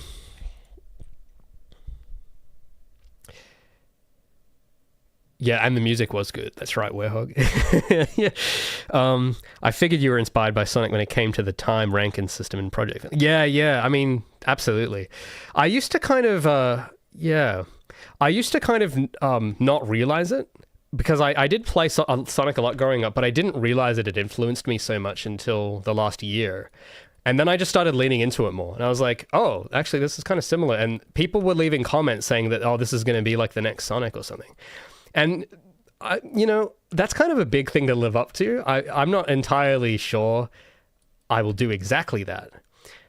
But if that's what people see, it's like, I've started just leaning into it more, I guess, and going, yeah, sure. Let's try that and see what happens. So, I've kind of been... But the important thing is, at least in my case, part of the thing in that video I was talking about as well is not just copying. Because you have to really understand the spirit of the thing to... What's the old saying? Good artists copy, great artists steal. I can't remember who said that. It might have been Picasso or something. But what he means by that is that you have to understand why those things were in the original and then reason them out for yourself. So with my system, it's similar to Sonic's in that sense. But it's not just because Sonic has it. Because then you just have an inferior Sonic. What I'm trying to do is kind of take what I saw in it, which maybe other people didn't see, and put my own, and combine it with other stuff that I see things in. and synthesize something that carries, I guess, the spirit of those forward to the next, because no one's going out to play those games anymore because they're old. Any game that's more than a year old is old now, according to the kids. So you got to keep reminding them of that stuff. And I think that's what a good successor or a good a game that's inspired or whatever, like a good, I think that's what the good stuff does. It's a reminder of what was good about what had come before. So I've kind of embraced that now fully. Well, yeah, the game is certainly more fun. So it's like, oh, cool. All right. Lucas says Lost World felt like a disappointment because they were trying to be like Mario. Yeah, maybe that was what drew me off it. Because it did feel insincere and it felt insecure. Maybe that's... Because that's certainly... As much as people want to bash Unleashed in 06, those games did not at all feel... what would you say? They felt confident. They didn't feel ashamed, or they weren't trying to be anything else. And I think that's what actually that's what I saw in them as a kid that I didn't realize. Because like the theme music, the graphics, the renders, everything about the whole thing, the way it's marketed, the way the box cover's designed, the way the gameplay, the way the voice is recorded, everything about 06 Unleashed, while the execution varies between it, while people might not agree on all the choices, especially for 06, yes, it's a bit rough around the edges, whatever, but you can't deny that it has confidence. It knew what it was. And, that's something I started to notice them losing. And I think that's probably why I haven't really been a fan since, like, I don't know, for the last 15 years. I just stopped following it. Because I'm like, well, I feel like... Because I know the people that worked on Lost World were not the same people that worked on Unleashed and all those. It's a different team. It's Sonic team, but it's not. It's a different team. And I think... I've thought a lot about where that comes from. How can such a thing happen to such a multi-whatever billion-dollar company? How could this happen? Hold on a minute. Doesn't Silver say that line when he's looking at the destruction of his world? How could this happen? That's kind of the question I ask myself a lot, right? And I think about it, it's like, well, who would have been working at Sonic Team in 2000 and whatever after Unleashed? What would have been going on? Because I do remember there was some exodus of employees at that time. A lot of the people that were on Sonic Team in 2008 went to go work at Nintendo. I remember hearing something about that. You'll have to verify. I don't know if this is if I'm remembering this right, but I remember hearing something like that. And it's like, well, who would they have had to replace the people? And if I had to guess, it was probably Sonic fans that were like, oh my God, I get to work at Sega. Oh my God, this is a dream come true. But it's the thing with a lot of these companies is that there's an attraction to prestige. It's like, oh, I want to work at Sega because Sega is reputable. Not because I actually have anything to offer, but Sega is famous and reputable. And if I tell people I work at Sega, they'll respect me. I've noticed that is something I notice a lot now. And maybe I'm not saying that that's what was going on. I don't know. I wasn't there, but maybe that's what was happening. Because it would explain why the vibe of the whole thing just nosedived at that point, where Sonic started not taking himself seriously. You guys notice that? Around at the time of Colors, he was being all jokey and like... the plot was not being taken serious, because that's one thing that 06 and Unleashed, as flawed as they were, they took themselves seriously. But Colors onwards, it was kind of a big joke. And it's like, what kind of person makes something that doesn't take itself seriously? In my estimation, it's someone without confidence. That's my game theory. That's just a theory, a game theory. But that's what I think happened. And I don't know, maybe I'm just yapping. Maybe that's all wrong. Maybe it was all deliberate. Maybe it was all on purpose. It was meant to be like that. I don't know, but that's what I think happened. And it's not really anything to do with the tools. It's not because they changed engines or they went on the Wii. It's nothing to do with that. It's that the people changed. The culture of the company felt like it changed, and it came through in the results, I think, because the art style started to change. It became less of the 2000s confident art style and more of the soft, meek art style, a more approachable friendly art style with more rounded corners, more vibrant colors. Like, if you really start studying not just the games, but everything surrounding them, like the websites they designed, the box covers, the font choices, I don't know, I just start to feel like a sense of, you can kind of feel it in the choices. And it's like, well, when I look at like, what did you said, like for like, I think Sonic Adventure or whatever, like the early 3D games, you could feel that, where it's like, oh wow, this feels like, even the music, like the Crush 40 band has that exuding confidence, and they stopped using that band after 2009, interestingly. So I don't know.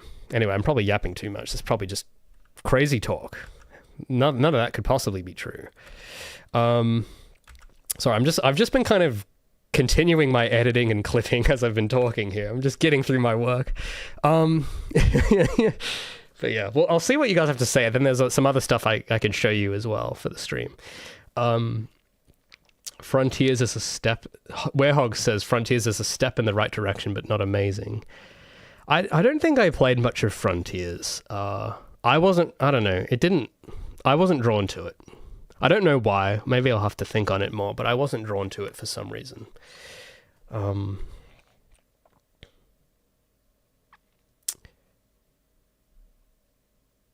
Cybershell says, studios design their studios to make employees feel prestigious. Really? Oh, you know what? I think you might be onto. I think I have noticed something like that too, actually. Also applies to institution with their fancy wooden belt. Yeah, so... You know what? Because I was talking about this with my friends recently. Have you guys seen, like, I don't know if any of you guys are Halo fans. I've been following Halo for a while, and I think they're a pretty famous example of this.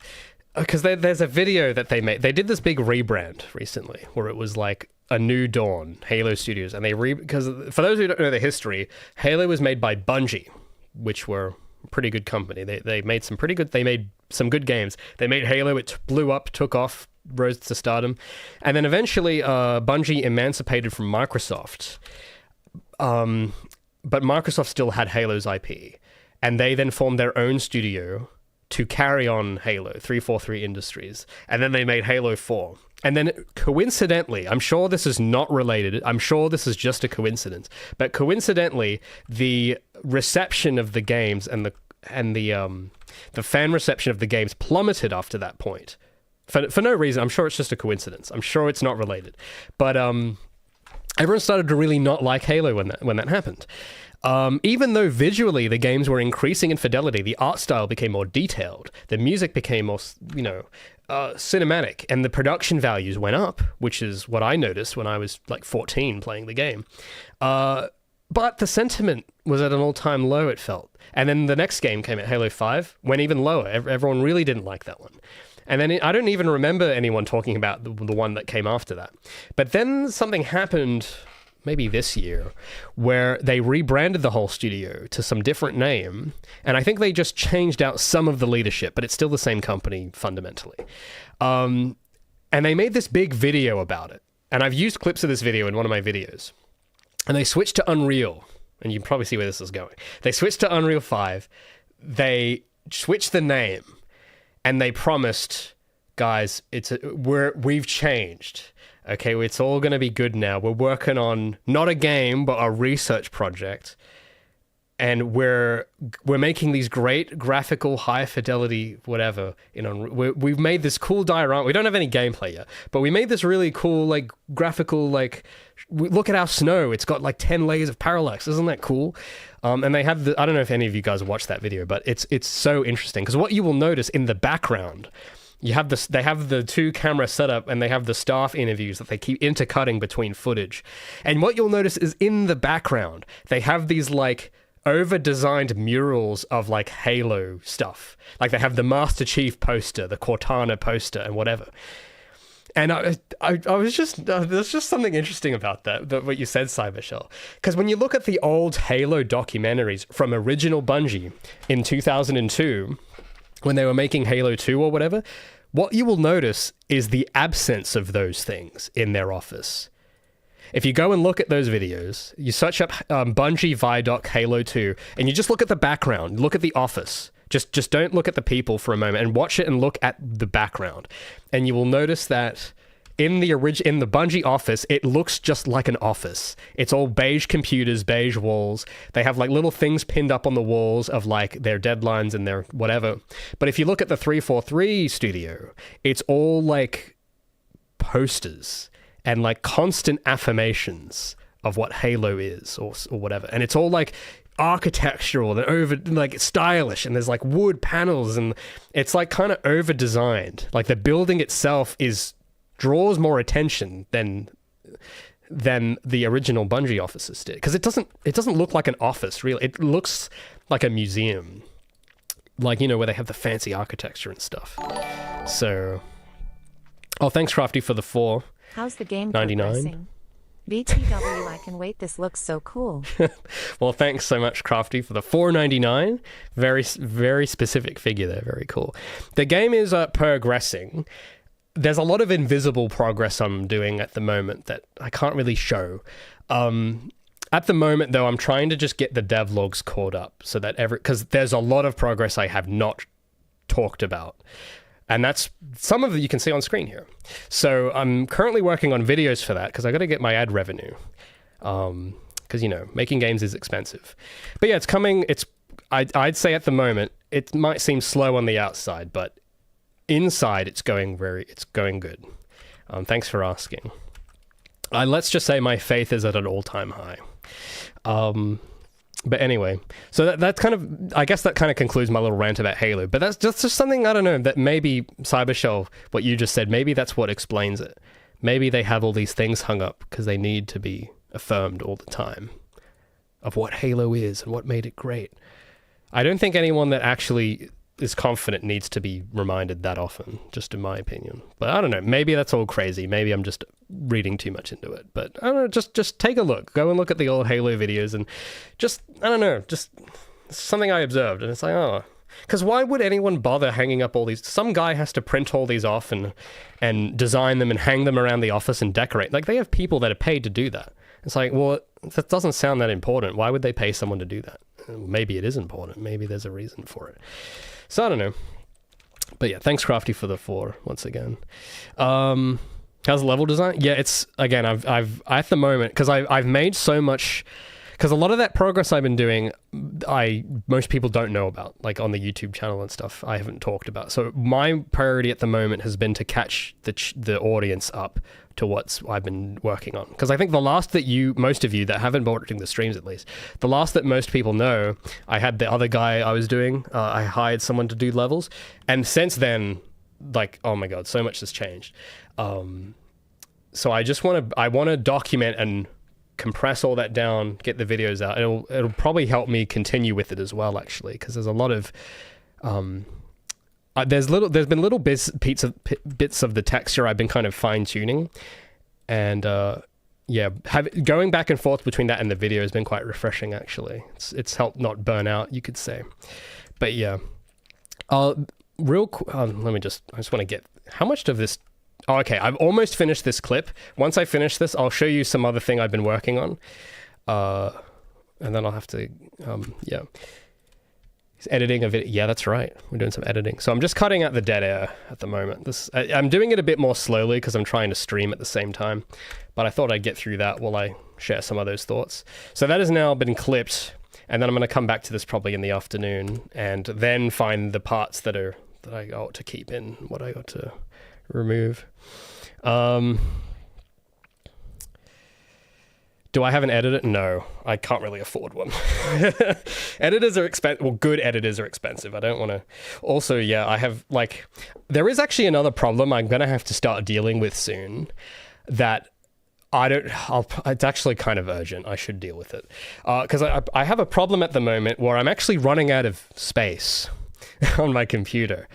And my backup is running out of space.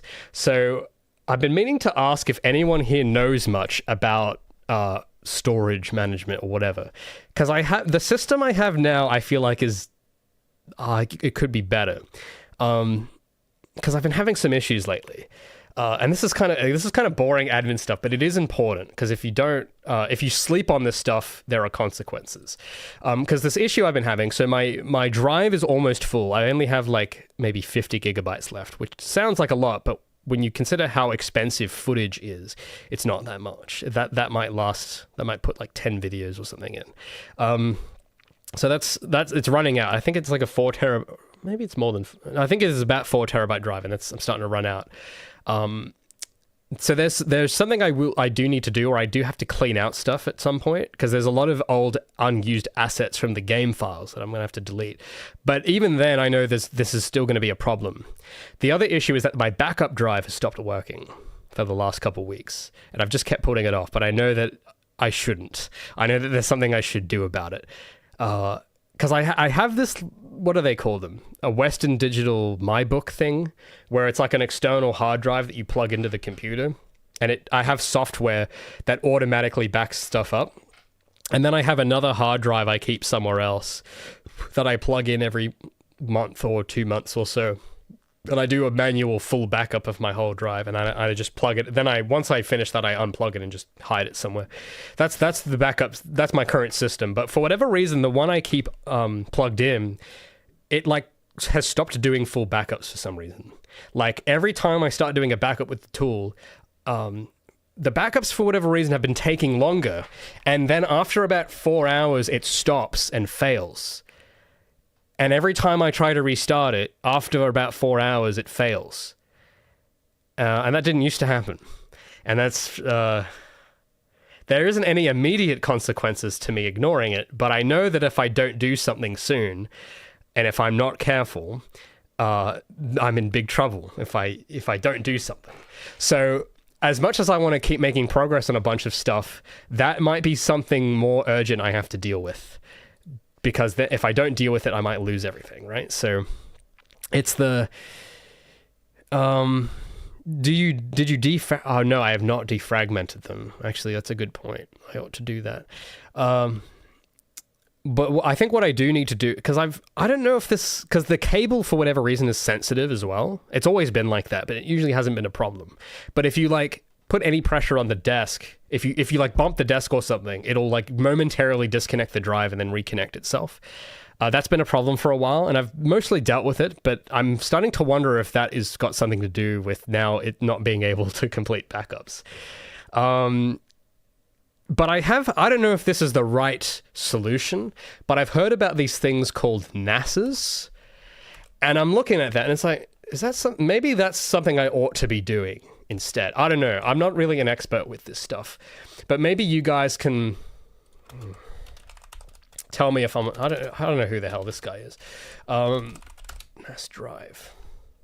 Like these sorts of stuff. Is this worth looking into, or is this a waste of time? I don't know. You guys tell me. Because I'm thinking because I do have to buy more hard drives anyway, just to have space. And it's like, is something like this worth looking into? Because I don't really know much about this. So I'm just going to ask chat for the moment and see what you guys say.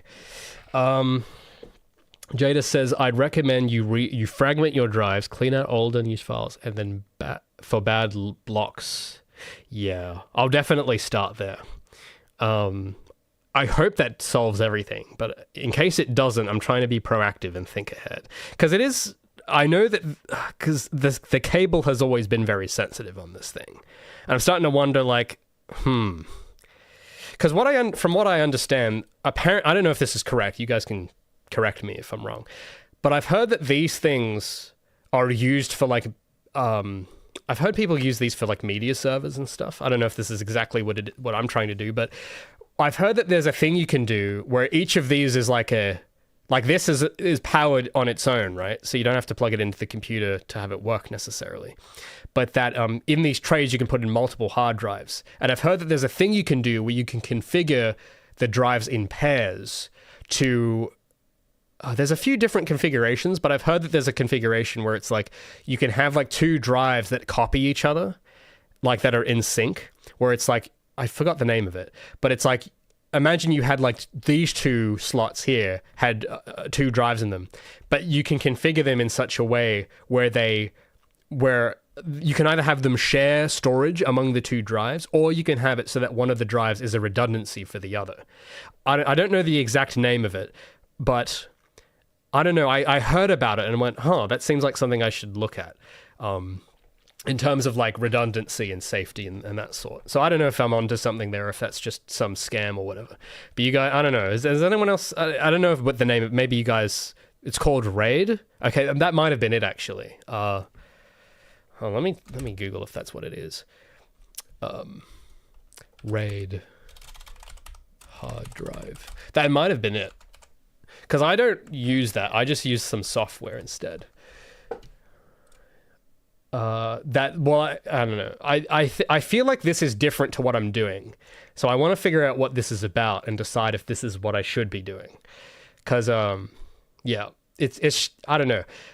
My father always told me that you gotta have like 10 backups or whatever the number. You gotta have like at least 5 of something. And he's always like every few months he'll confront me. He's like, have you been backing stuff up? I'm like, yes. So, and because he does a similar, he doesn't use this exact system, but I remember since I was like doing my little PowerPoint drawings when I was 10, he was always drilling into my brain, having to back things up. So I reckon it's probably serious if he cared so much about it. Lucas says, haven't used, but seems useful for small companies and devs. Came for the NAS image. What's happening? Raymond's looking into storage solutions. So that's funny. Storage solutions. It sounds like such a corporate, like, oh, welcome. We're here to solve your storage solutions. But no, unironically, I think I do need to look at some storage solutions. So I'll have to read this off. This is going to be boring to watch. So I'll read this off stream. But is this worth looking into, or is this a waste of time? I don't know. You guys because it feels like it's going to be a bit of a procedure to set that up, and I don't know if it's worth it. I feel like there's something to it, but I don't know enough about it to know yet. So some guy says the way RAID backups work is that it copies data between the drives with some parity information, so that if one drive fails, you can reconstruct the data from the other, but RAID is not a backup. I see.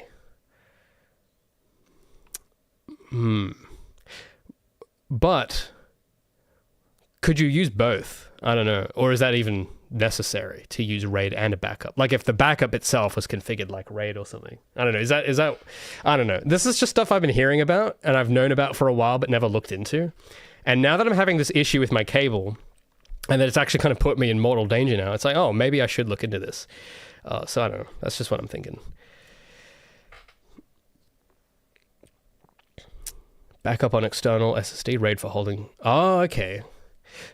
Actually, yeah. Because I do... well, my current setup is that I've got like I have a drive for my OS, which is a SSD because it's faster. And then I've got a normal hard drive for... I've got a drive for my just like my personal stuff, personal files and the such, and just drawings and whatever. And then I've got a whole separate hard drive for Project Feline and the devlogs. But it might be worth to maybe to get another drive to just put the video, because the videos actually take up most of the game files are kind of big, but the devlogs take up most of it. Because video footage is just expensive. So maybe I should section this off into its own hard drive. Oh, so I don't know. I'll have to think. I have to think of it. I need some kind of strategy or plan. I got to think through it. I don't just want to go into stuff recklessly here. Some guy says you want RAID in the NAS, so if the drive fails, it can be replaced without data loss. Yeah, that does sound handy. It sounds like something I should... Yeah. If more drives than the specified amount of parity fails... Wait, let me read that again. If more drives than the specified amount of parity drives fails, you will lose some data. Okay, I'll have to research more. I don't quite understand what that means fully. Because yeah, there's a few different systems I've heard of where you can have them kind of paired. Oh, wait a minute. Hold on, let me read that again. I think I might actually get it now. Okay, no, I still don't get it, but I will. I'll look into it.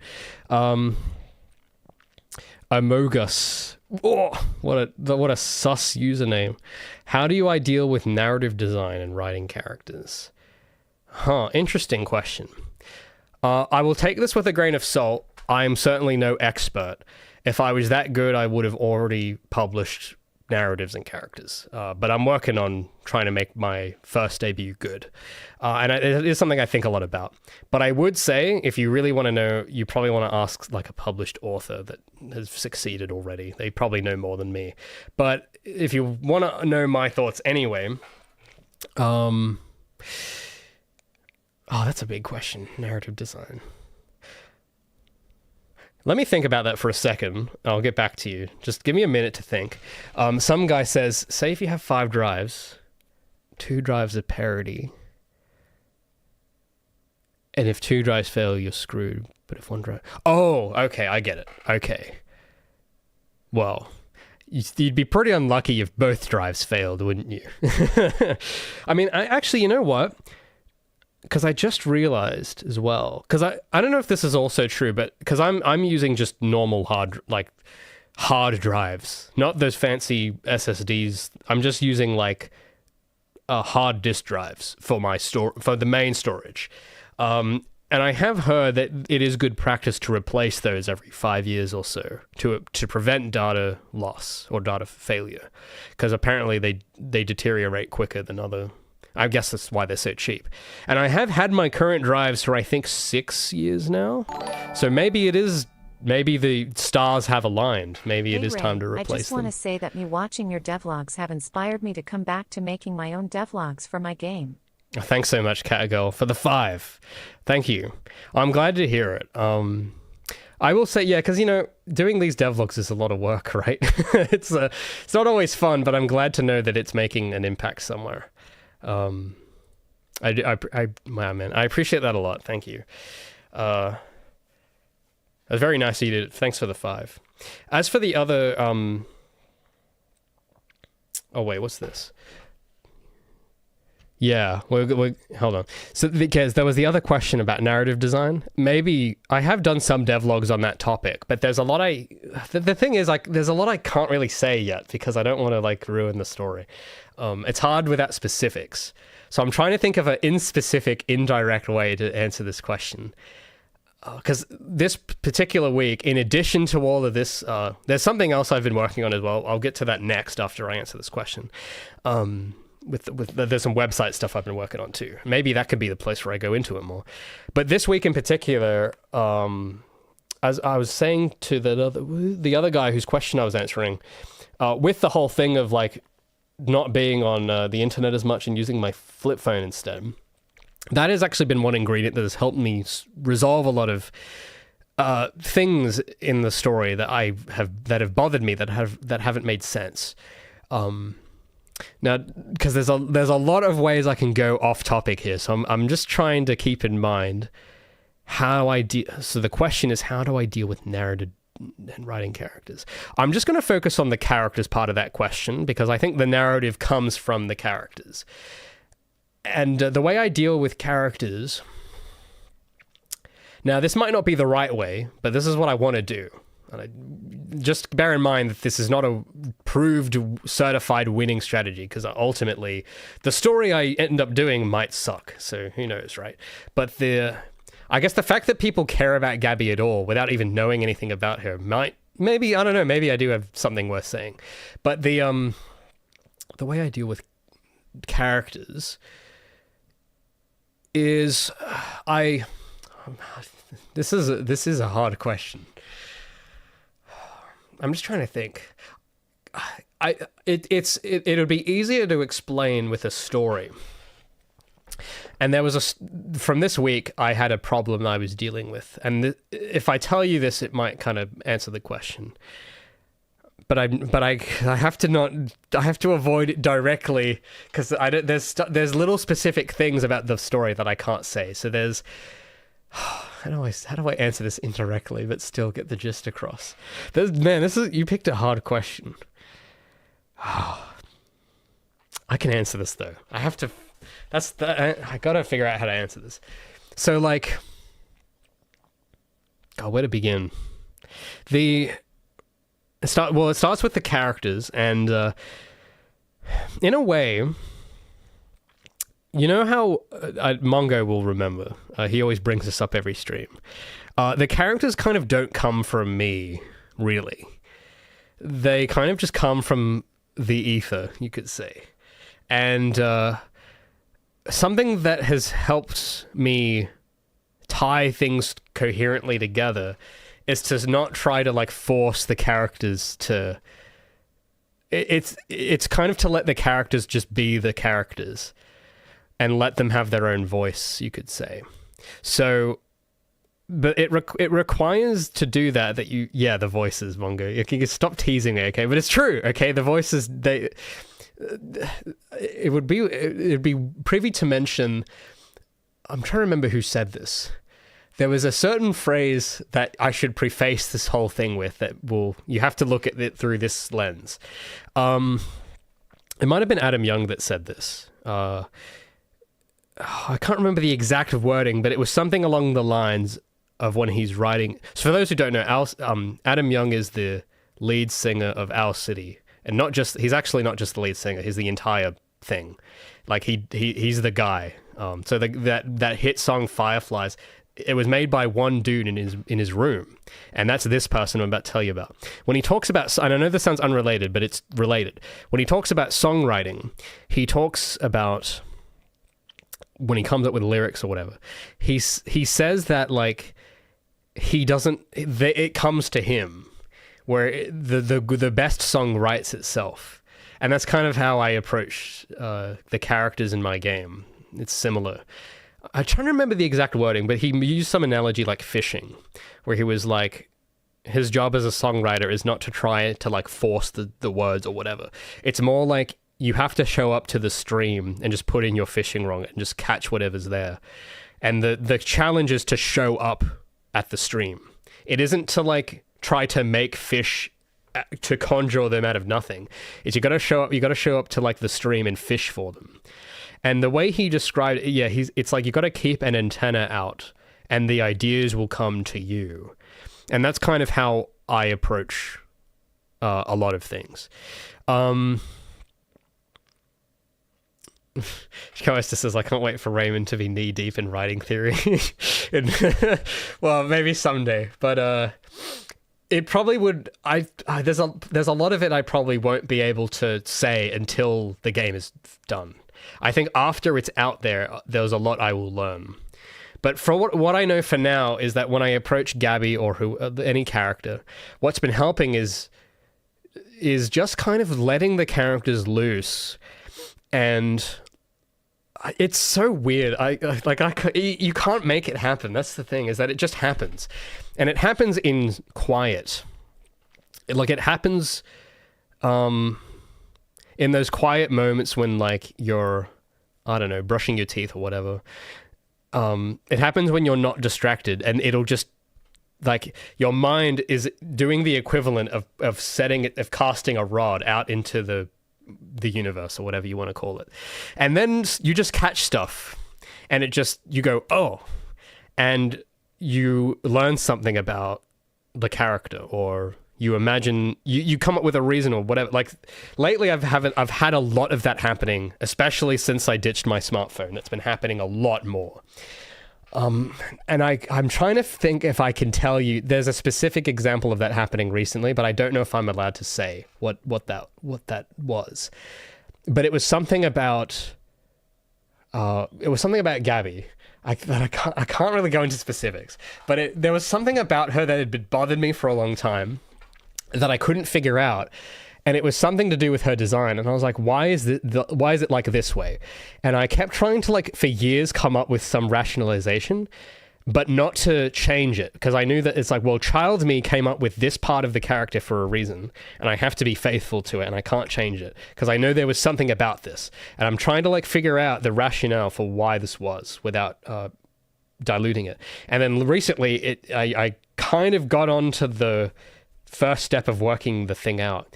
And I was like, oh, That's why I had that idea at this point to do that. I know this sounds very vague, but I can't say. I don't want to like give too much away about what the specifics of the story are, but they're, but you know, this is what makes it hard to run a devlog, because I can't tell you this stuff. There's some stuff I just can't tell you yet, unfortunately. But just trust me. It doesn't matter that, you know, like it doesn't. If your goal is to write your own thing, you won't need to know the specifics of mine anyway. You'll find out your own specifics for your own thing. But I'm trying to think, because that doesn't sound very useful. It sounds very vague. I'm trying to think of how to make this useful for you. Let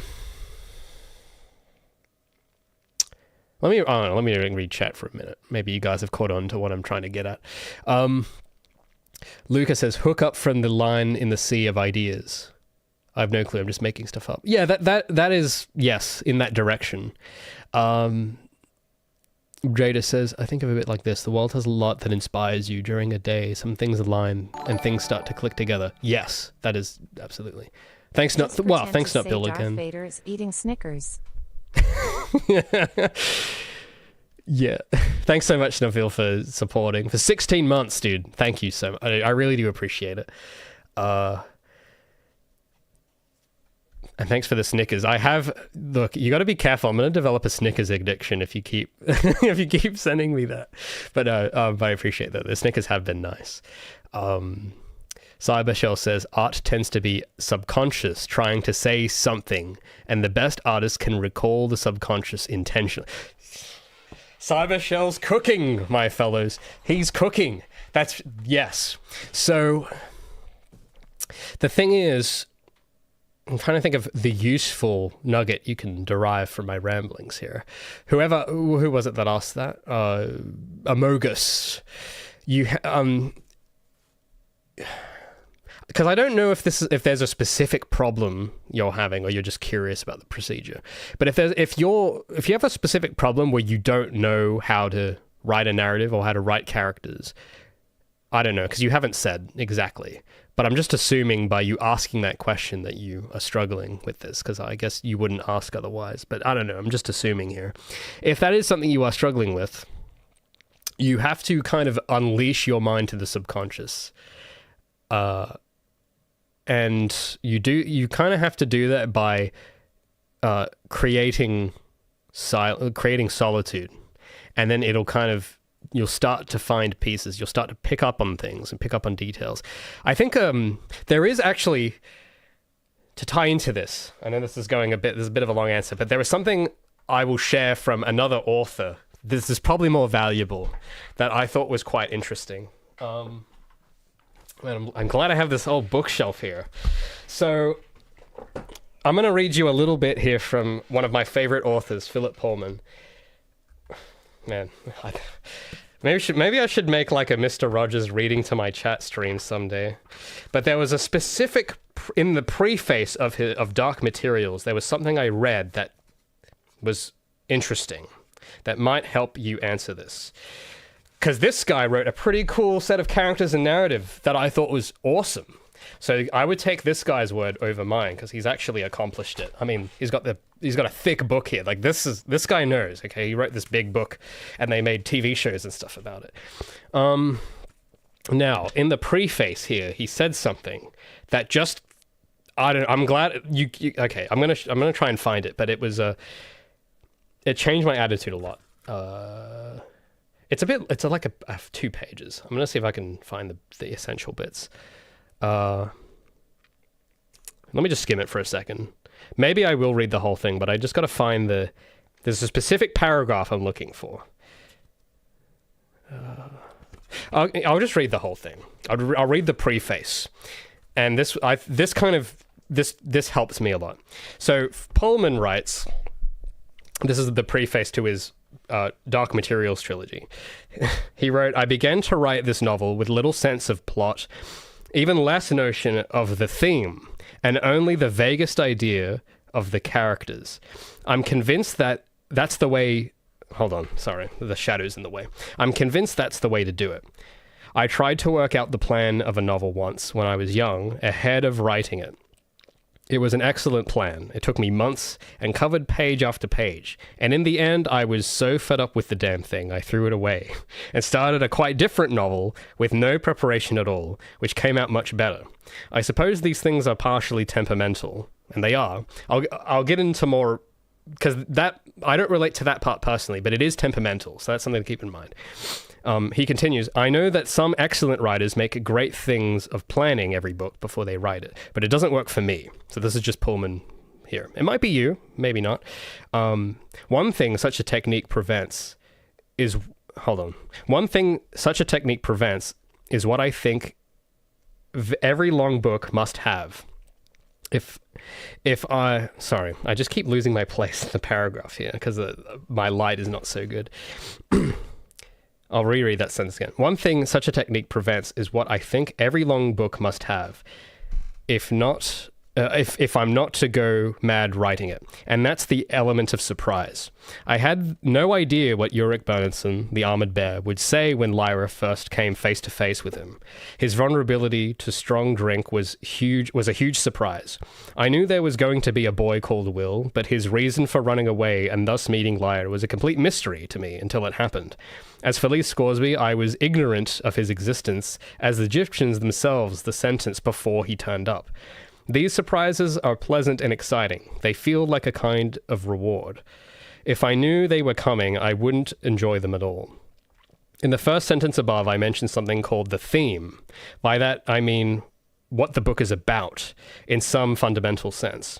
I've heard that some writers decide on a theme first, and then make up some characters and a plot and exemplify it. They seem to get on all right, but again, it wouldn't work for me. A book, especially as long a book like his Dark Materials, has to have some sort of theme, or else you'll be working for a long time. This story took me 7 years. Well, pretty incredible. This took him 7 years to write just a book. Pretty insane. In a moral vacuum. That doesn't mean that you have to decide what the theme is. If you're working as seriously as you know how to, for a matter of years, then a theme will emerge, whether you want it to or not.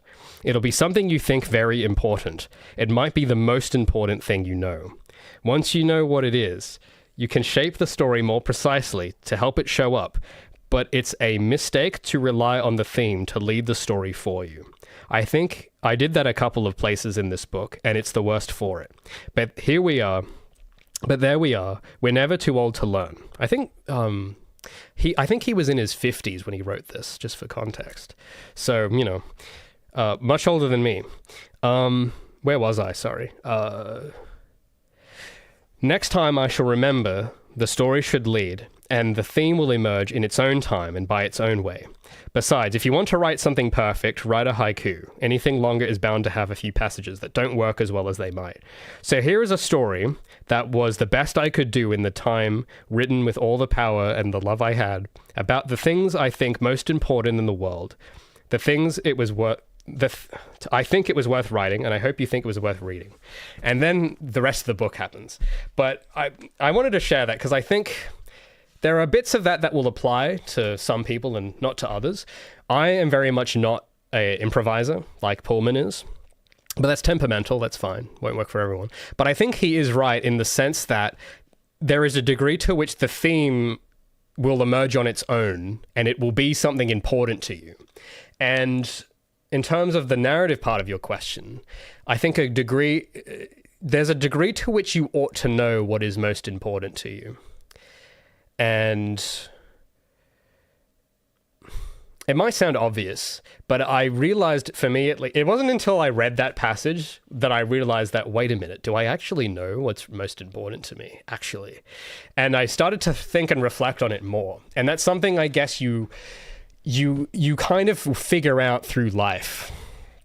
You have to find in the real world first and pick up on subconsciously. And I don't know, Pullman kind of has a more, there's two types of ways I've heard of writing where you're a plotter or a pantser, where you either plot the whole thing out in advance or you just wing the whole thing. And Pullman he describes himself as a pantser. He just improvises everything. And that's his style. I'm kind of in the middle. I think I'm more of a plotter myself. I lean more in that direction. I like to know where things are going. I'm not really I don't need surprise as much. But I do kind of resonate a lot with his idea of the theme that will emerge will be the thing that is most important to you. 'Cause I don't know, there's a lot of stuff I read. It might sound obvious, but there's a lot of stuff I read where I can tell the author just hasn't thought about it at all. And you can tell.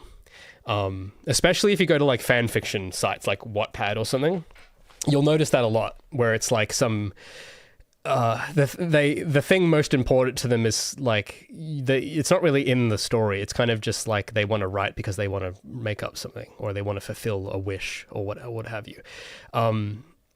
And I guess the opposite of that is sort of what Pullman was writing about. It's the theme that's most important to you, which is it's different than wish fulfillment. And I don't know, it's just something I see a lot of books have, or not books, but stories. That I just so I don't know. Think on that paragraph, Amogus. Maybe that I don't know. I don't know. When I read it, it kind of changed the way I thought about a lot. So yeah, I guess let that sit in the back of your head for a while. If you want to know where that's from, it's the preface of his Dark Materials by Philip Pullman, which is one of my favorite books. But I think with Pullman, that's kind of where his world and characters came from that sort of stuff.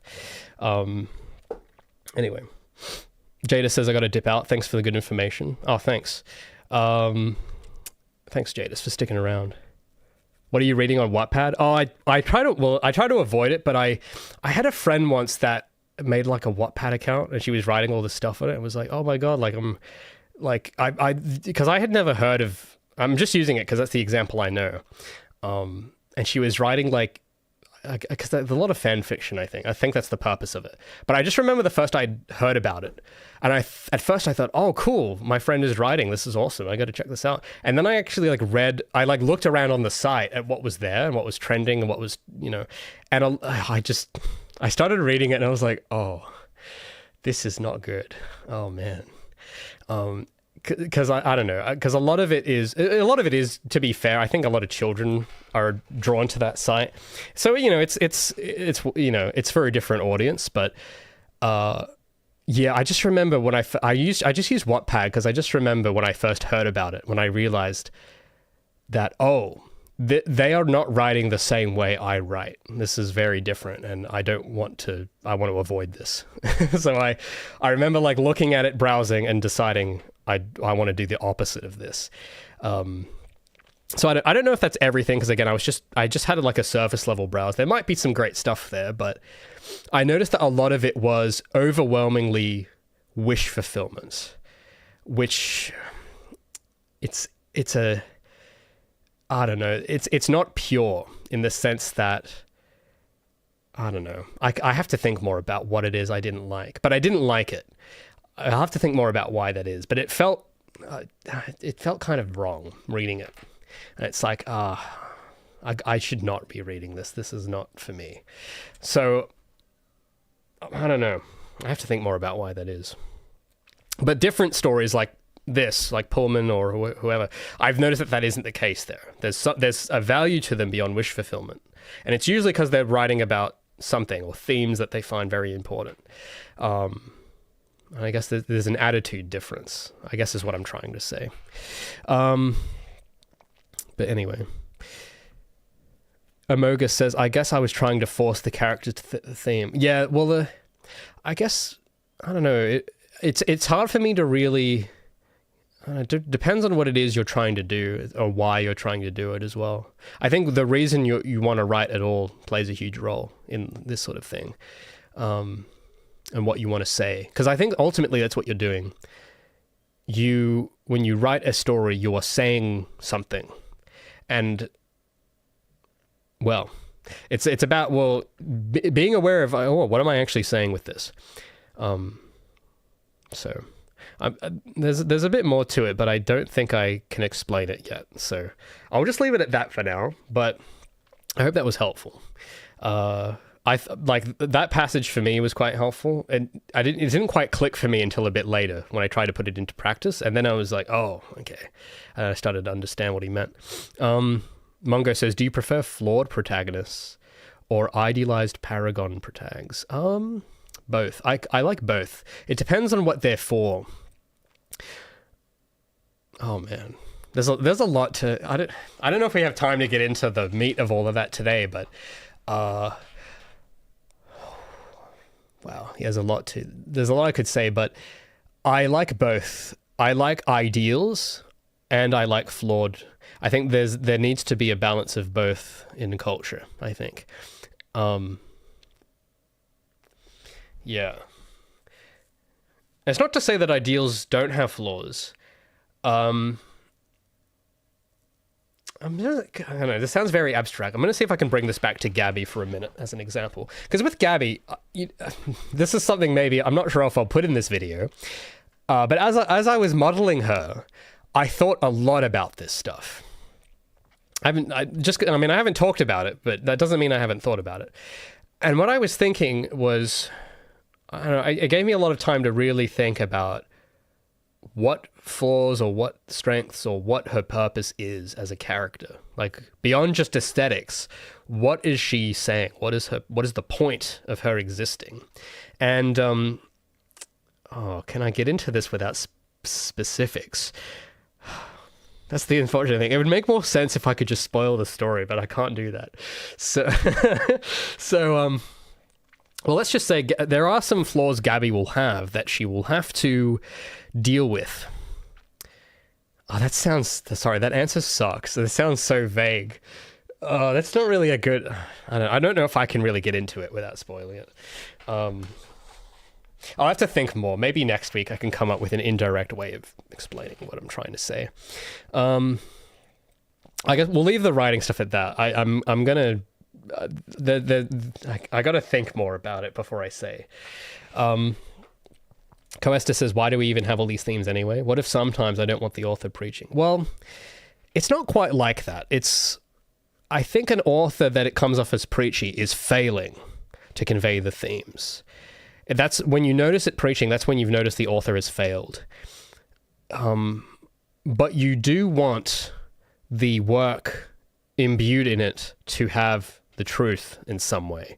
Otherwise, it's not really, there's no real point to it. Because in a way, fiction is real. Like, it isn't some, like, if you really think about it, why would a sane person invest 7 years of their life writing all this if there wasn't something to it? Like, why would they do that? Do you know how hard it is to, like, this is hard. This is insurmountably difficult. Why would anyone bother doing all that? Like, what's the point? Why do humans tell stories? What's the point? It's all it's all make-believe. What's the point? And I think it's because it's not fiction. It's actually, there is a point. And I don't know. I don't know if I can explain the rest of this without sounding too crazy, but there is a cultural purpose that stories serve. That I think the greatest stories all adhere to in different ways. They all adhere to this purpose, whether you are aware of it happening or not. And the masterful ones, the ones that execute it really well, you will not notice it's happening. That's what makes them brilliant. So any great story like Lord of the Rings or Dark Materials or whatever, if you really dig and dig and dig and dig, you will find lots of nuggets of truth in them about, like, things in common with the real world. But they kind of cover it with fantasy or whatever. Like, they communicate through the imagination.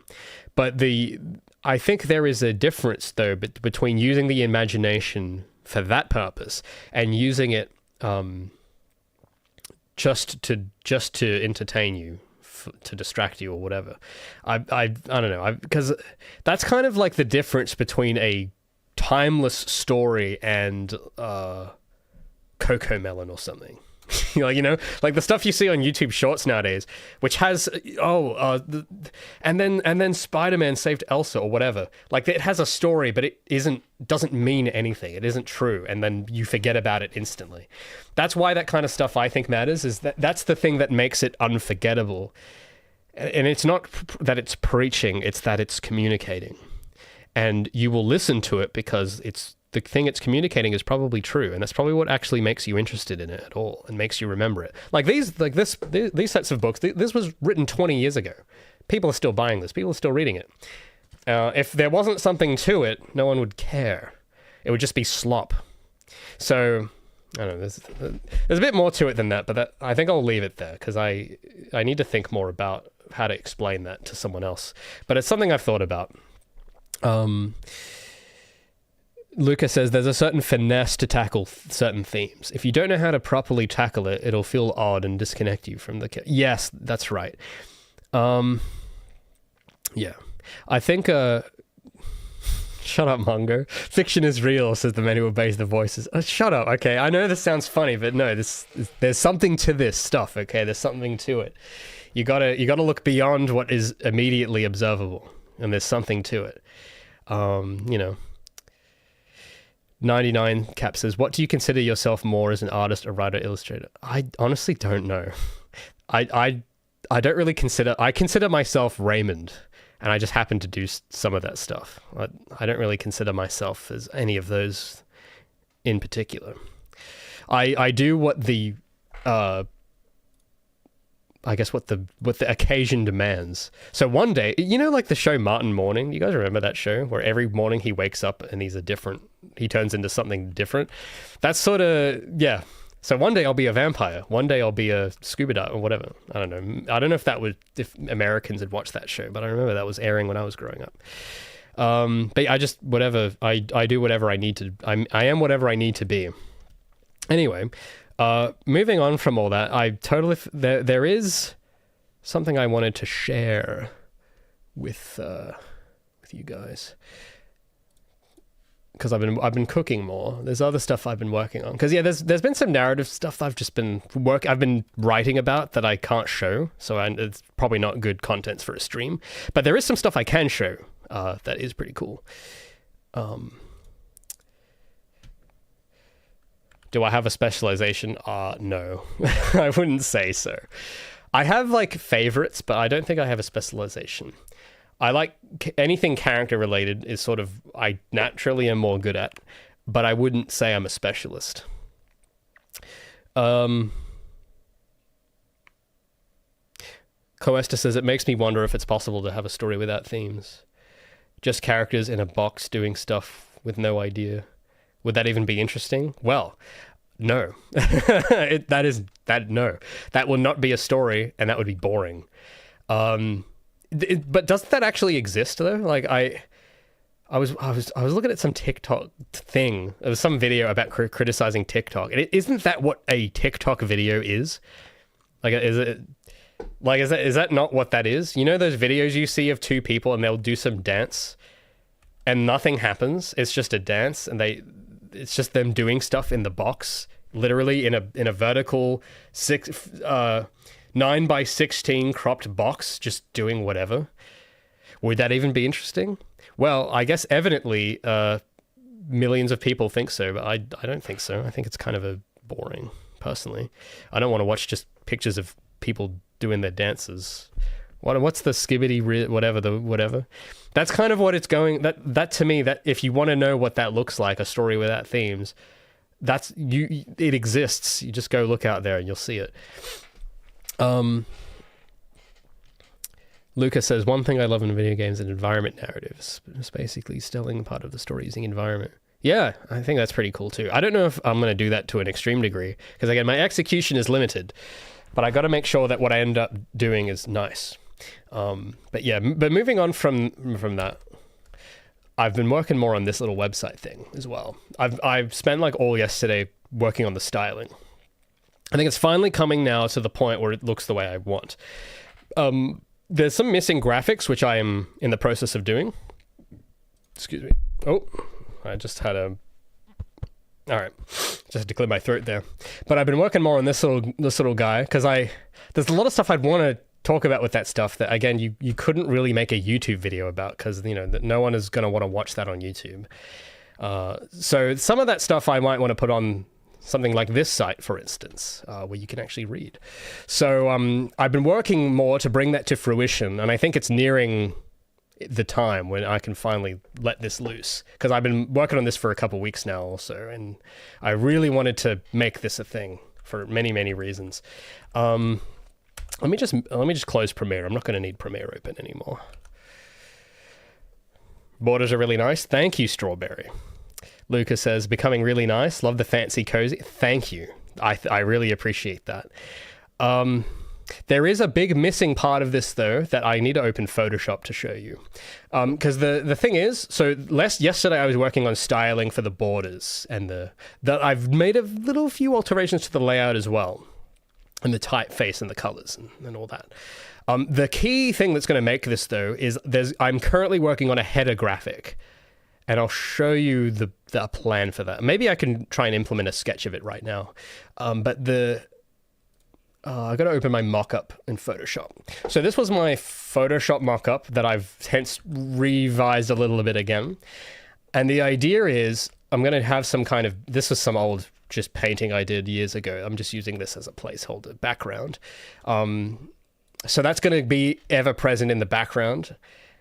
And I've got the sidebar, which I've tried to recreate in CSS. So this was the Photoshop version of me deciding what I wanted, and then I remade it in CSS.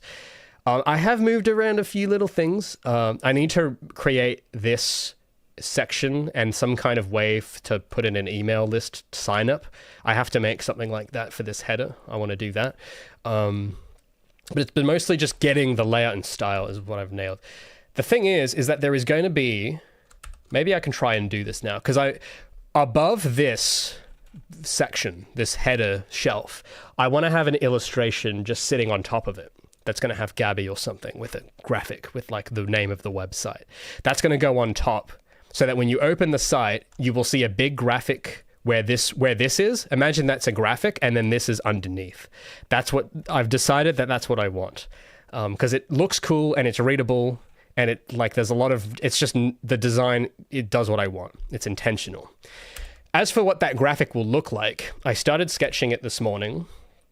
And it's just a rough sketch still. I was literally just filling in this white fill, which I'll finish up right now, I guess, just to test it out, just a sketch. So we'll finish up the sketch now and put it in, and we'll see how that looks. We'll do that live.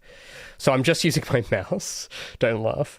But I just want to do a rough sketch of the point of this graphic is to leave a visual instant impression where you get a sense of, oh, this is Ray's room. This is the Ray's website. This gives me an impression and vibe about this sort of place. So I've just got a drawing of Gabby that I just drew up quickly. So I don't know if this is the pose I'll go for, but I want it to look like she's sitting on top of the header because I just thought it'd be funny. So I know, don't laugh. It's all very rough. I'm just doing a rough sketch fill and just an outline because I'm going to make the background transparent. So that's why I'm doing a fill.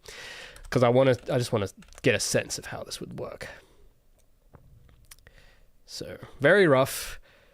I tried to write my name there, but that I did in the pencil tool. So let me rub that out and do the pen tool. Because I want to have like a little bit on the side that has like the title, like some kind of typography or something next to it. And I'm just going to draw it in for the moment. So we'll do like, I'll do a thicker brush.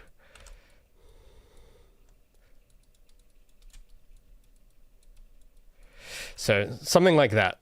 But imagine it with a nice font, nice colors, and all that stuff. So I'm gonna save this as a PNG, and I might that's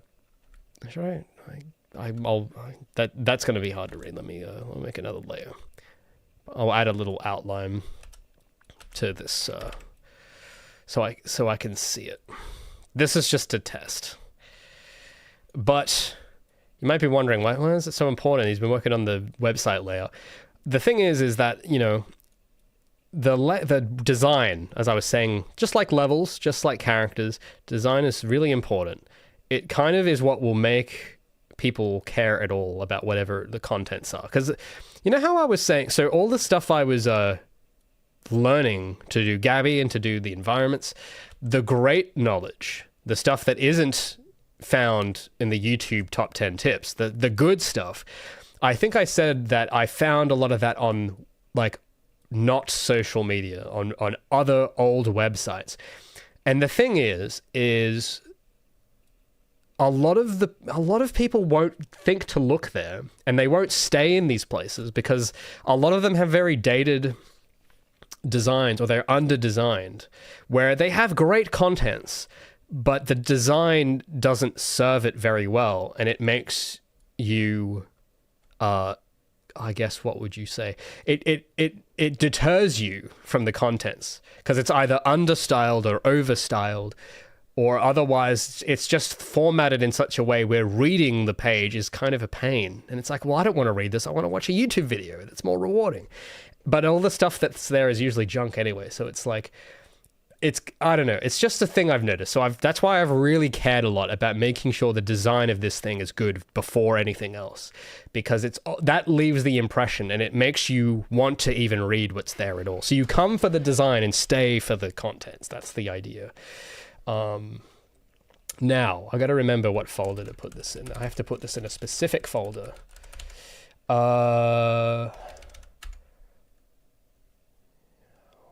Themes. Assets. I think it's this. Images. No. Where is this meant to go? Because I'm using this thing called Hugo to build the site, and you have to organize the files a specific way. It was a certain... I could have sworn... Oh, because it's trying to save it as a Clip Studio file. All right, well, let me save the Clip Studio file first. It is this folder, though. Let me just save this first as... call this header. And then I will save as PNG. There we go. Okay, that doesn't conflict with any file names. Good. And then I will try and put that into the actual site right now. So I'll go to... Because then I have to move it to hold on. I'm going to move it to another folder.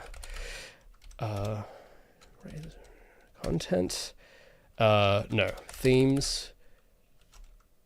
Assets. Images. I got to minimize some of these windows.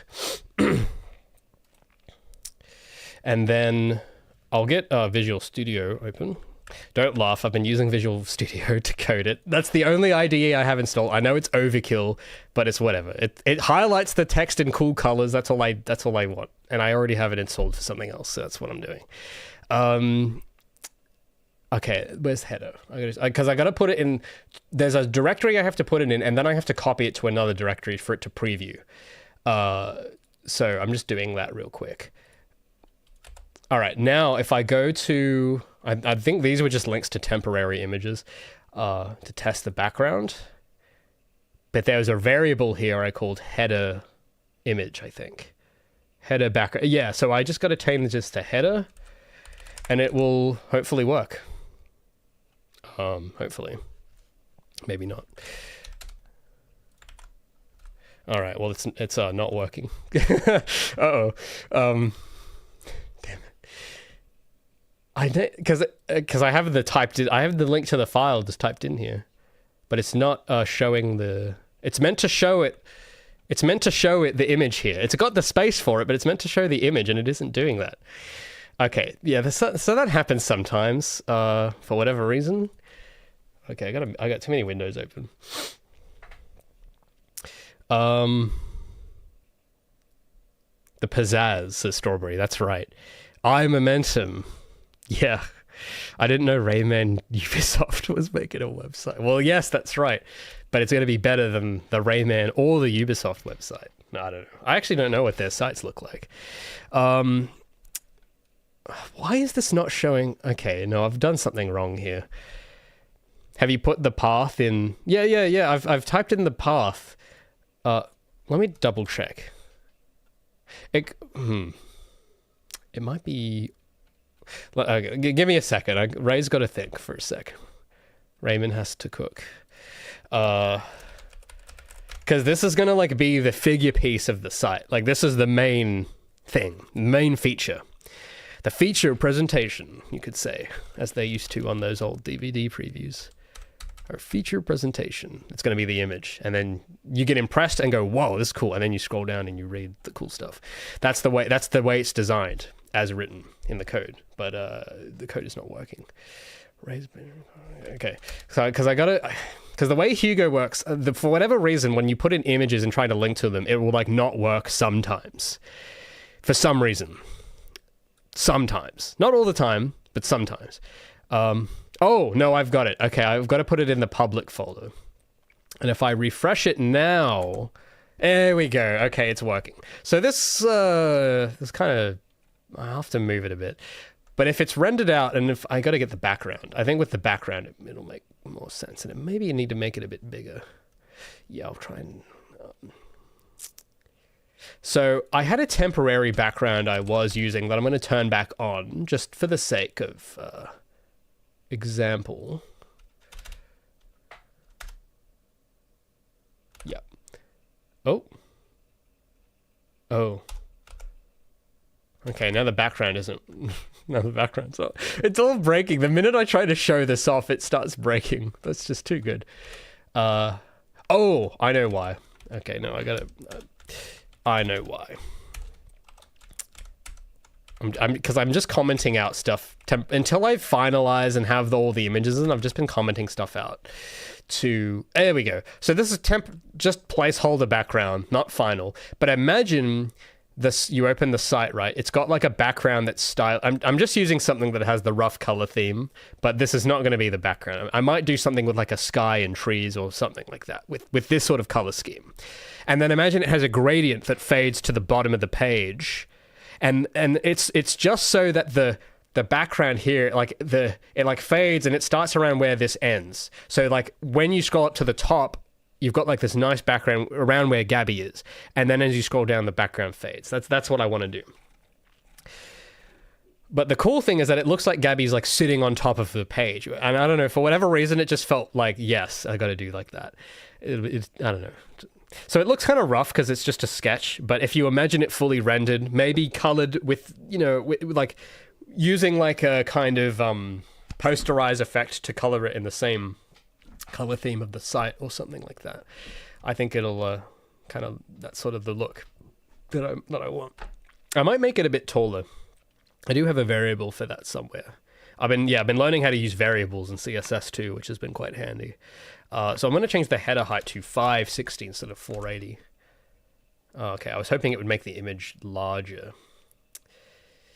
Maybe I'll just do that in the...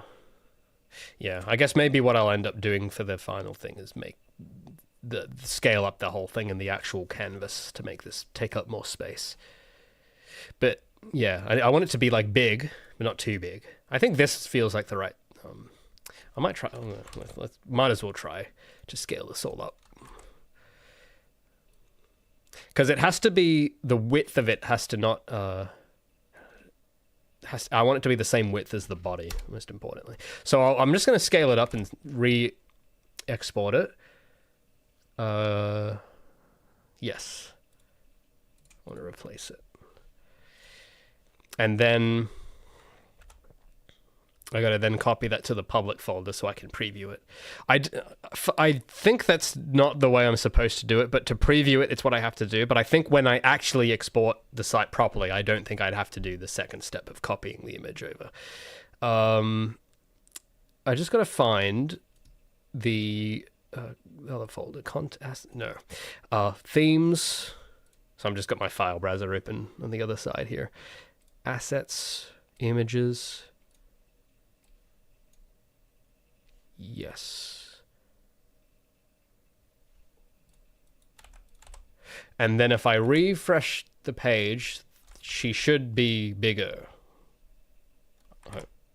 Did that work? I couldn't. There's a bit of the code here that's in here somewhere. See, I've been Actually writing code. Wow. So I guess today I'm a programmer. Tomorrow I'm a drawer. You never know. You can use the transform tag to move it. I'm not familiar with transform in CSS. I'm not a master yet. Have I considered Squarespace? Yes, and I decided against it. I don't know. You can always tell when a website is made in Squarespace. It just looks... It has a look, and I don't like it. I want it to look handcrafted. That's what I want. Easily create your own unique website today. Yeah. Unique. yeah. I mean, isn't the whole point, like the whole point of Squarespace is that it's like all meant to be standardized and it's using all the same layout? Like that was the reason why I didn't want to do it. Because literally, even the other day, there was some portfolio site I came across and instantly I could tell, oh, Squarespace. Just because of the way the header scaled. Because there's a template header that they all use and they try to hide it with the font choices. But I know, it's like, no, you can't fool me. I know this was built in Squarespace. You can't fool me. Because it's like over-responsive. Like, because responsiveness is cool, but these sites are always over-responsive and they have terrible margins. And it's like, this was made in Squarespace.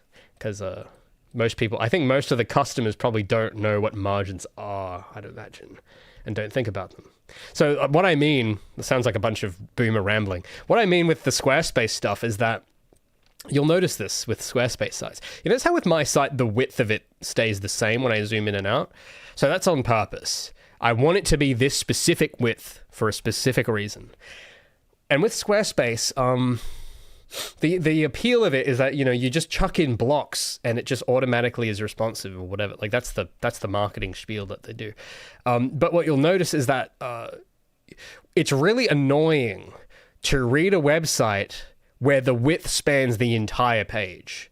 It's actually really annoying. I don't know if you guys have noticed that. But if you ever try to read something and then text like this, imagine if this went across the full width of the page.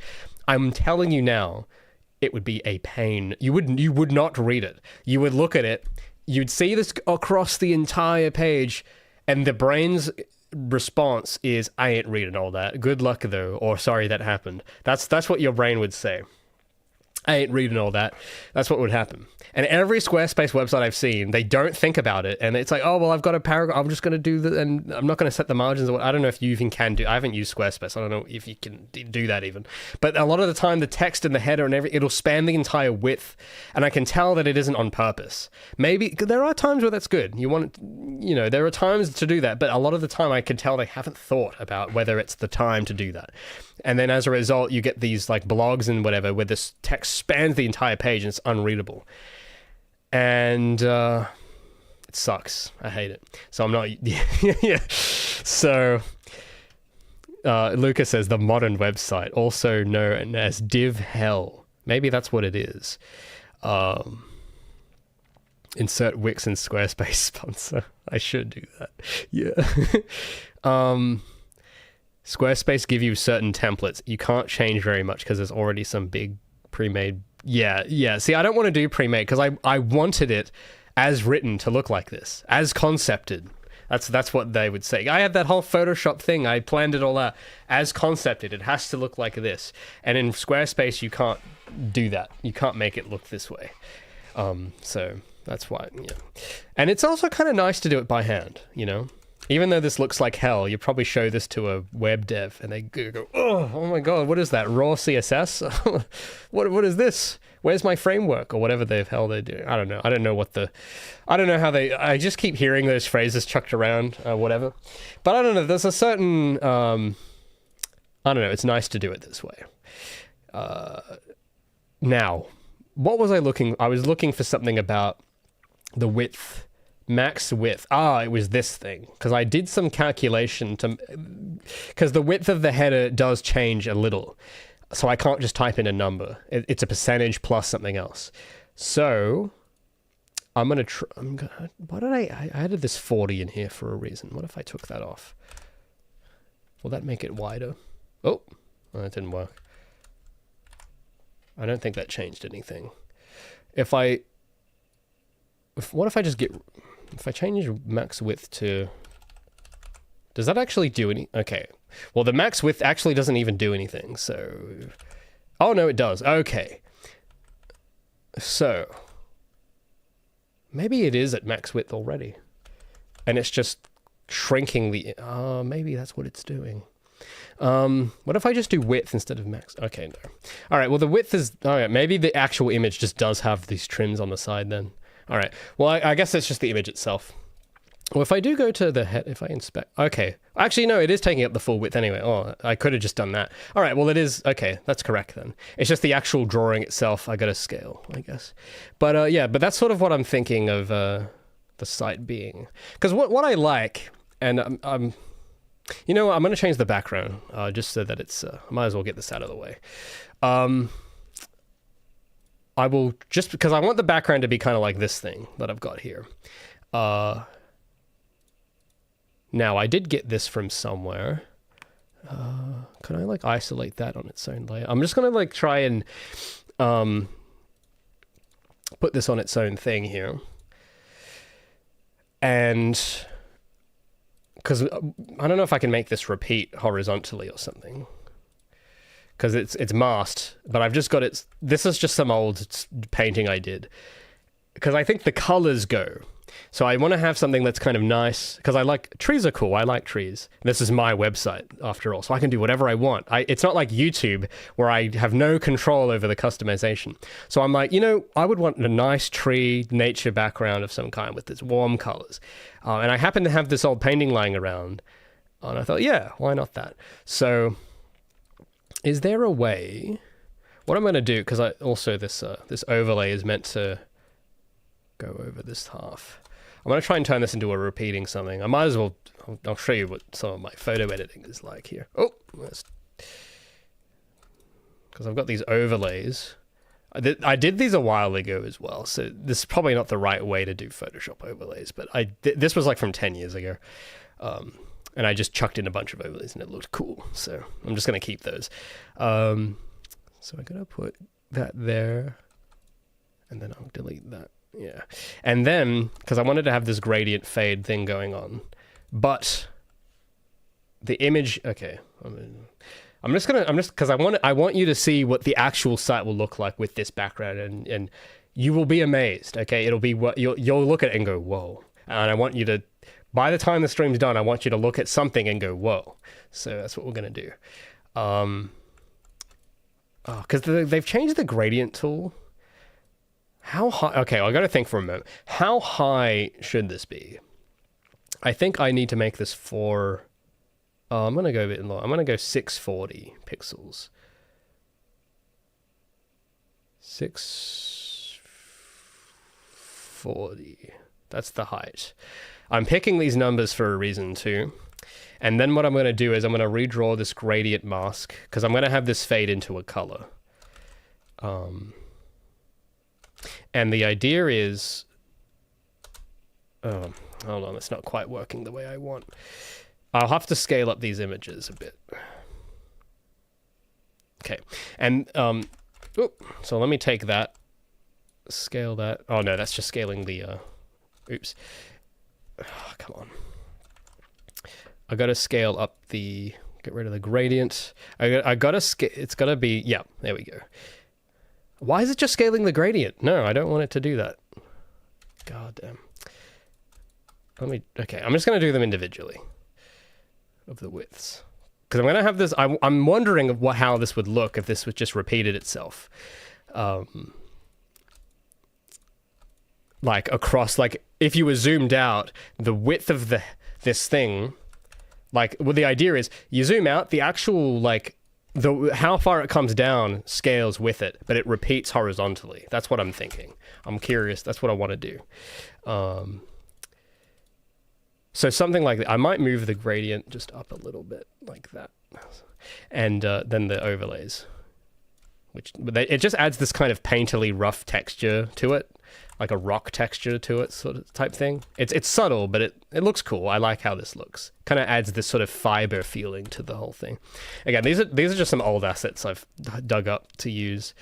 And then I shall now save this. And the cool... actually, I just realized this might be okay, so the middle part, it's going to be a giveaway that it's tiling. So what I will do is I will move this over about... This is not exact, but this should do it. If I move it about 500 across, this should then be covered by the sidebar, so you don't notice the repeating edge. But you will notice it if you zoom out too much, though. But that's I just want to see how this will go. I'm just curious. Oh, no, I don't want to. Yep. There we go. Perfect. Cool. I mean, yeah. Maybe we'll just see how this looks when we put it in the site. So I'm going to try and save this now in the images. We'll call this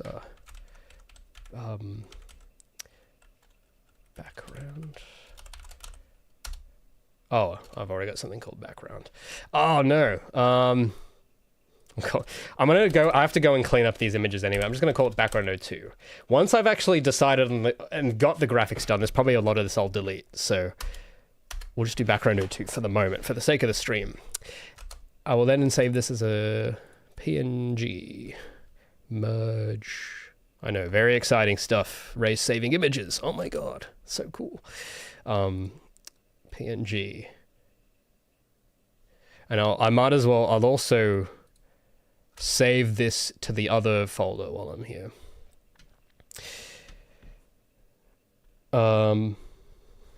Lucas says, I swear if you look at some modern websites, they're made with divs inside divs inside divs. You'll have to... Okay, because I'm not too familiar with divs. Like, you're going to have to explain to me more about what's the issue. I think I have a guess on what the problem is, but I'm not confident I actually know. So you'll have to inform me. But I have noticed that, though, because I have done inspect source, and I have noticed that a lot of sites have lots of divs. So I'm guessing that's not a good thing for whatever reason. You'll have to educate me here.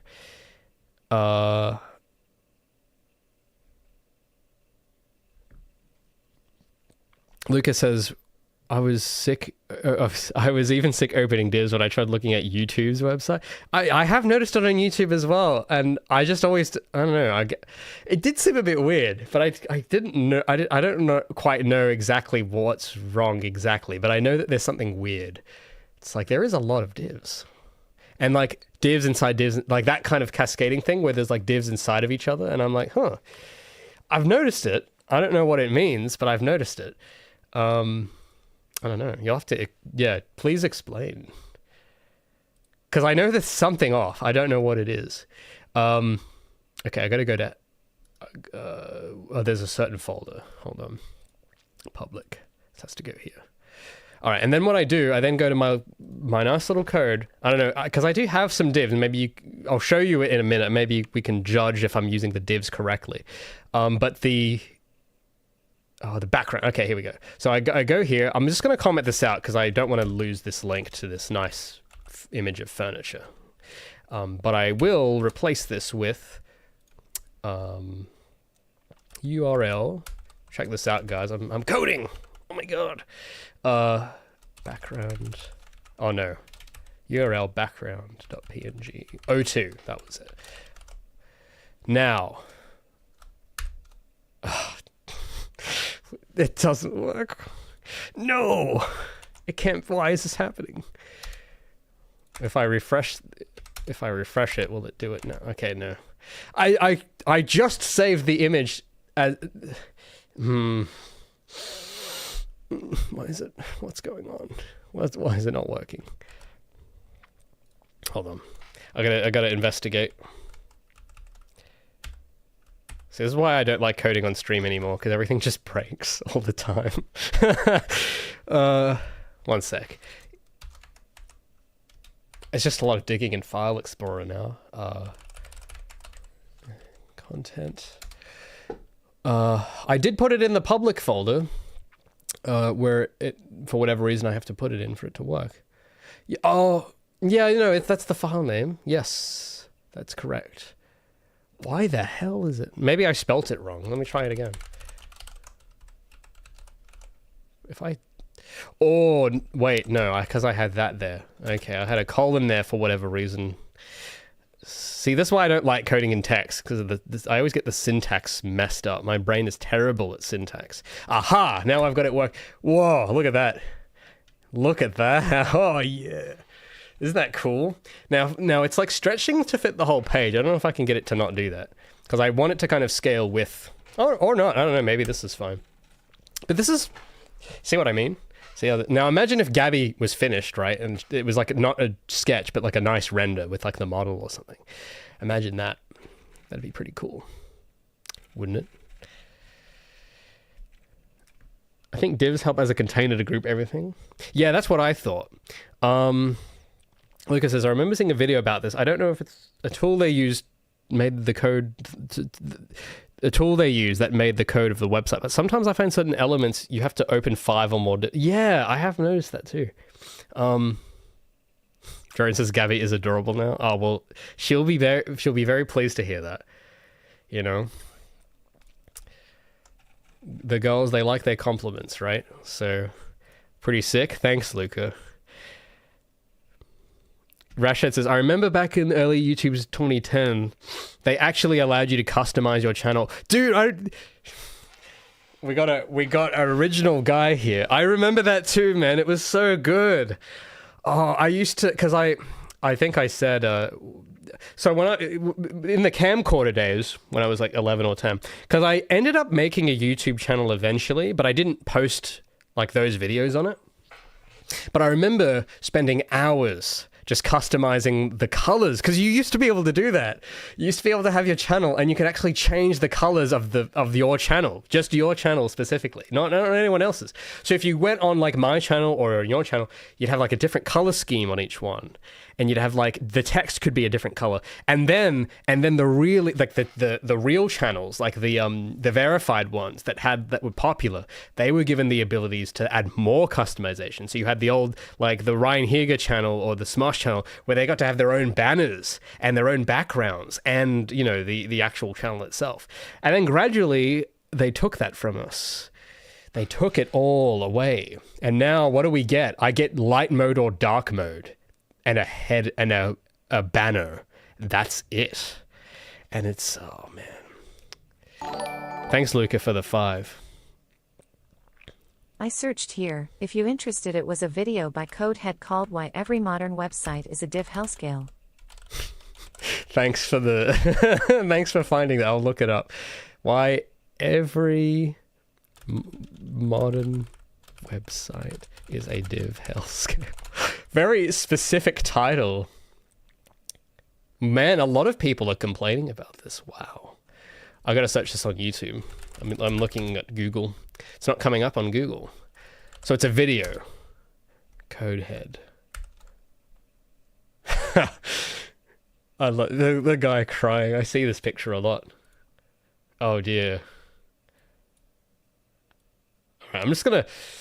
because if you guys want to watch this, I'll link this in chat. I don't want to steal this guy's views. I'm not going to be a react channel today, fellas. But I will link this below if you guys want to watch this after my stream. I will give this a watch for sure, though. This looks funny. But for the moment, maybe we'll judge my div usage. You can see if I pass the test. So that's the video. But I'm gonna open my source code. You guys tell me if I'm doing something wrong, if this is bloat, if this is a soy dev site or not. You guys tell me what's... So this is how mine looks when I compile it together. This isn't how it looks when I edit it, because I'm using Hugo, but when it's compiled, it looks a bit like this. So I do have some divs, but I think I'm using them sparingly. I think I'm using them the way... I don't know. You guys tell me what you think. Can I... Okay, I can... Oh, this is being covered by my face cam, isn't it? How do I... Can I turn my... I'm going to try and turn off my camera. Give me a moment. You guys can't see all the code. Where is... All right. You guys can still hear me, right? Good. This is my code. And now, keep in mind, I'm not a coder.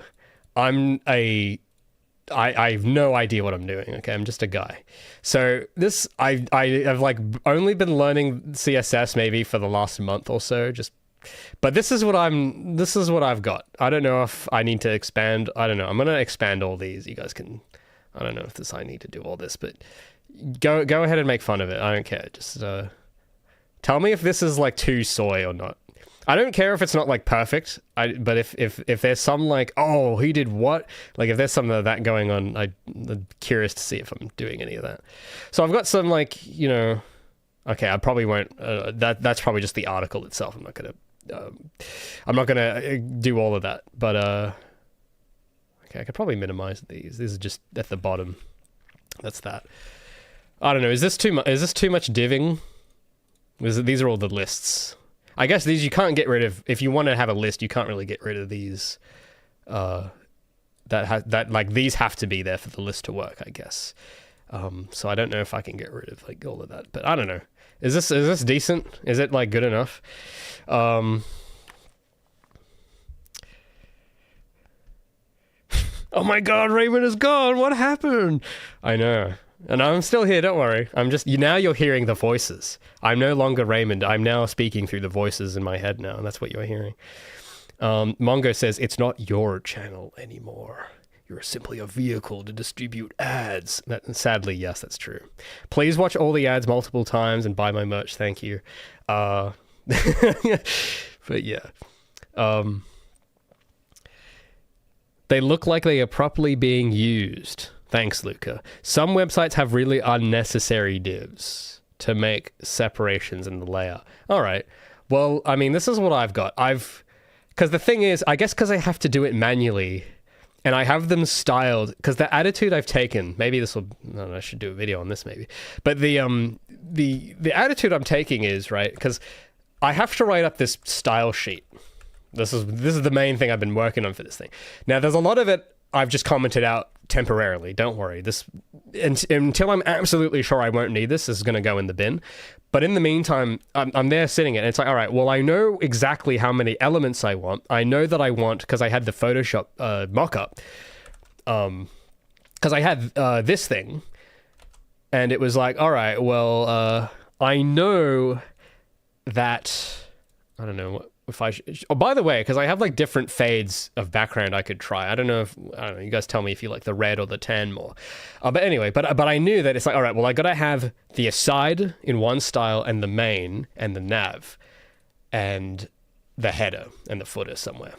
And because those are already, those are the semantic tags that it already has, if I remember. Like HTML already has those semantic tags pre-programmed of nav, aside, header, article, like all of that stuff. So I basically went, all right, well, I'm going to just build the entire thing around those existing semantic tags. Because, you know, might as well. If they've provided them, I might as well use them, right? So I went, all right, well, my goal then is that I should be able to do all the styling on just the tags for the most part. So when it came to doing... I've got these little things called... The only custom stuff I've done is like columns and panels, which I'm using more for marginal reasons, like to space out stuff a bit better inside the actual semantic tags. But for most of it, it's like aside.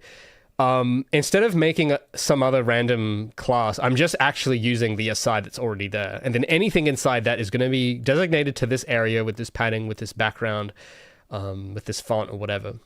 And I'm just styling directly onto the tags.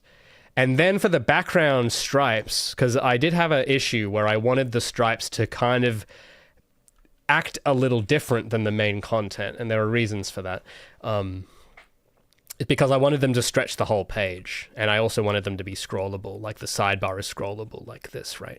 So I wanted to do stuff like that. And I couldn't do that just because so the aside is actually transparent, but it has the text in it here.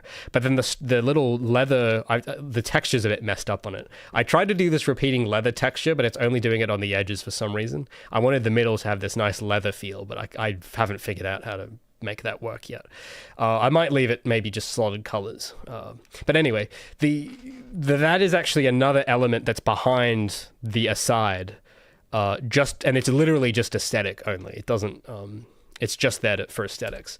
And if I go to the actual code, it's like, that comes in this special class called banner I think it's this one, yeah. Banner container. No, actually, no, that's not it. That's for something else. Where was it? It was this thing called maybe it was column. That's right. So the columns, they go behind. There's two columns. There's the main and the aside. They go behind everything. They are designated to a certain spot with a certain margin. I think I placed this inside the main, so I don't have to run this. The aside one, though, this is what keeps it along the side. That's what keeps the edges on the tops and bottoms from showing, and so on. And then I've got the background, the border, and everything else. That's all the styling stuff. This is the actual container inside. Everything is just inside this, and this allows me to put the thing in the middle of the page to have it be a certain width. I'm using the CSS grid to lay everything out. And what else? Then I'm using main, and I've tried to, again, only just use what is already there, and then just add, I'm using header and footer already. I guess the thing about my layout is that a lot of the actual style is literally just these two stripes, and that's it, really. So I've only got those as their own, really, divs that aren't essential to the content, but they're essential to the aesthetics. But in terms of everything else, I've tried to not, I don't know.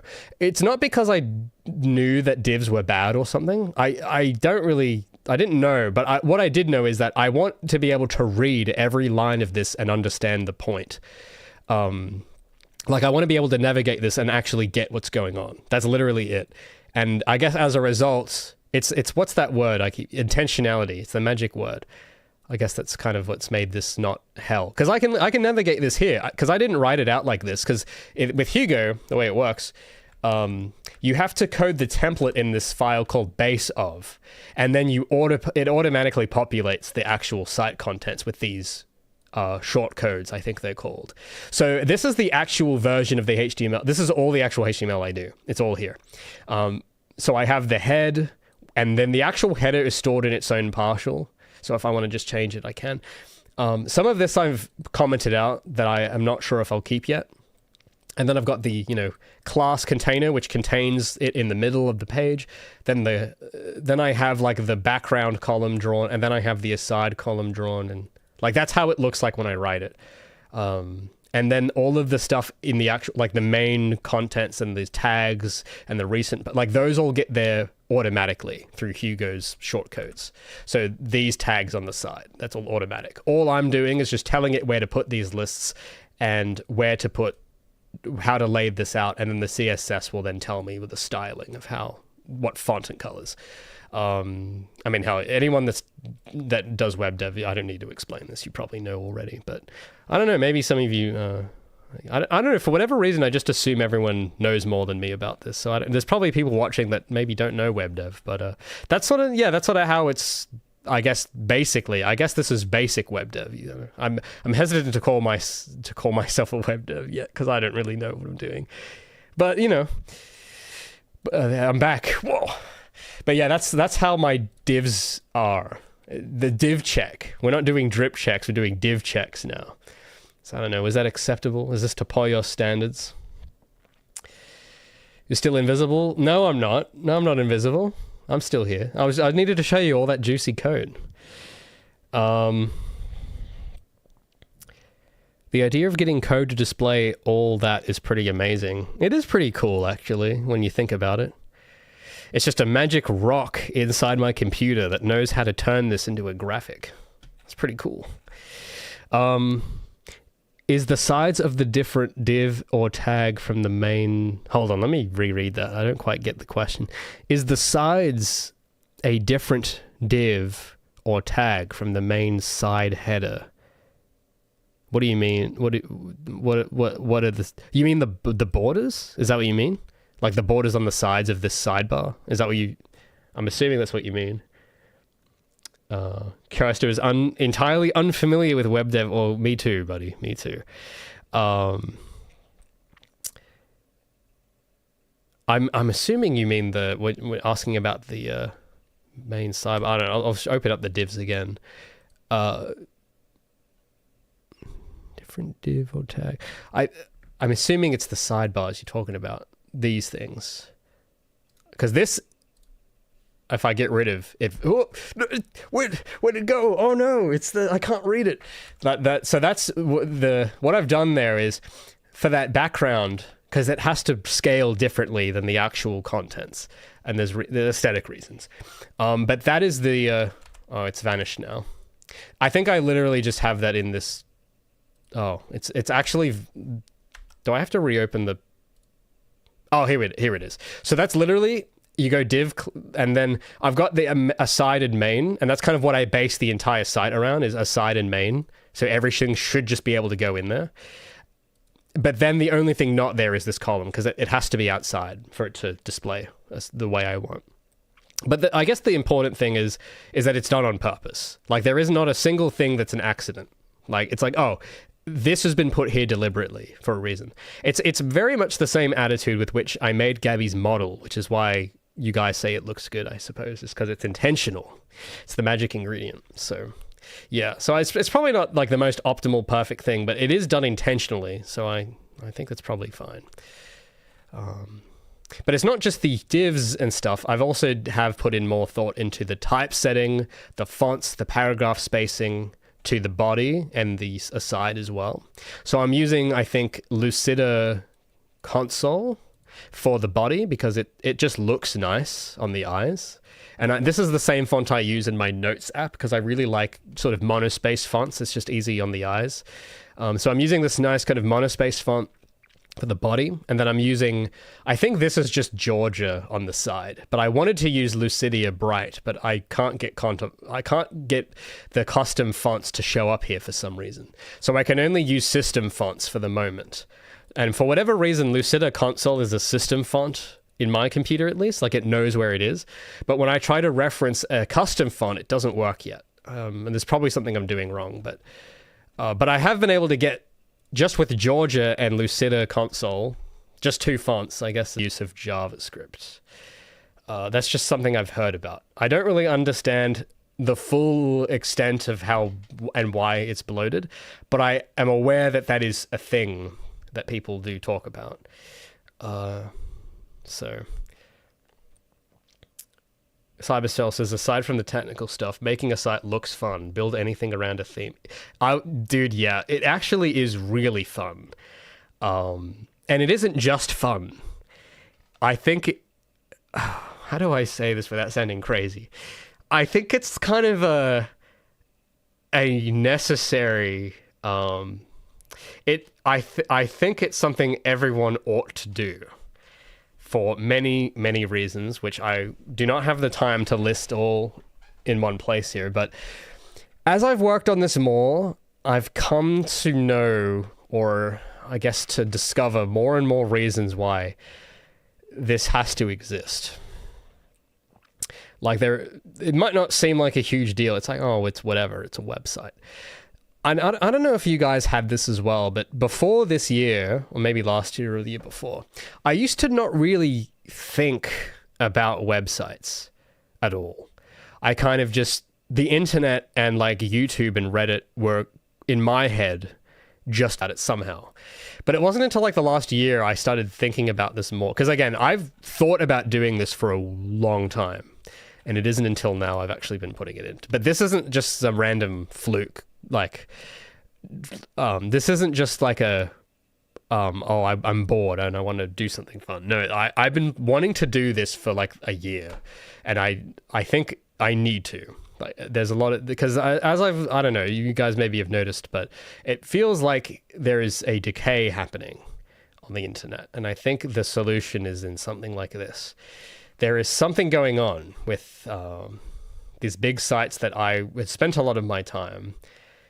And I don't know, I feel like I guess you could say that building your own site is sort of like maybe a form of doomsday prepping in the internet sense. But I feel like something is going to happen. I can't explain how I know, but I feel like something is going to happen with all this stuff. And, well, it's nice to have like your own little domain, which can't be taken from you as easily, I guess, or that you have your own will and control over. I don't know. The more I think about it, the more important it seems.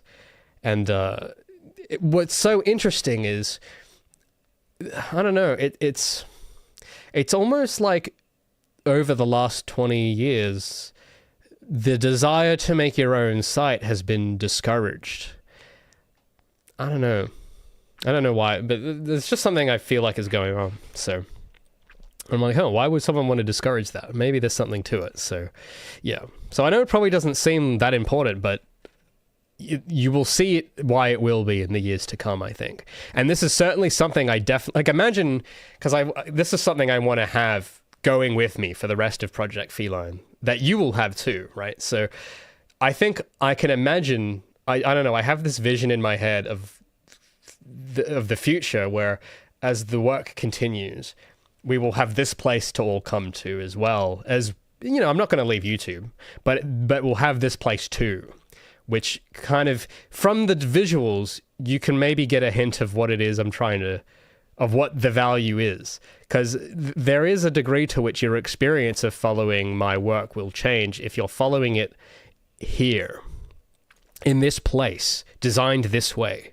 which you don't get on YouTube. And I don't know, it's a future I want to make happen. So, but if any of you have thought of something similar, there was someone that wrote to me the other week that had thought of doing the same, and I would encourage them to do so as soon as you can, to start building your own little domain.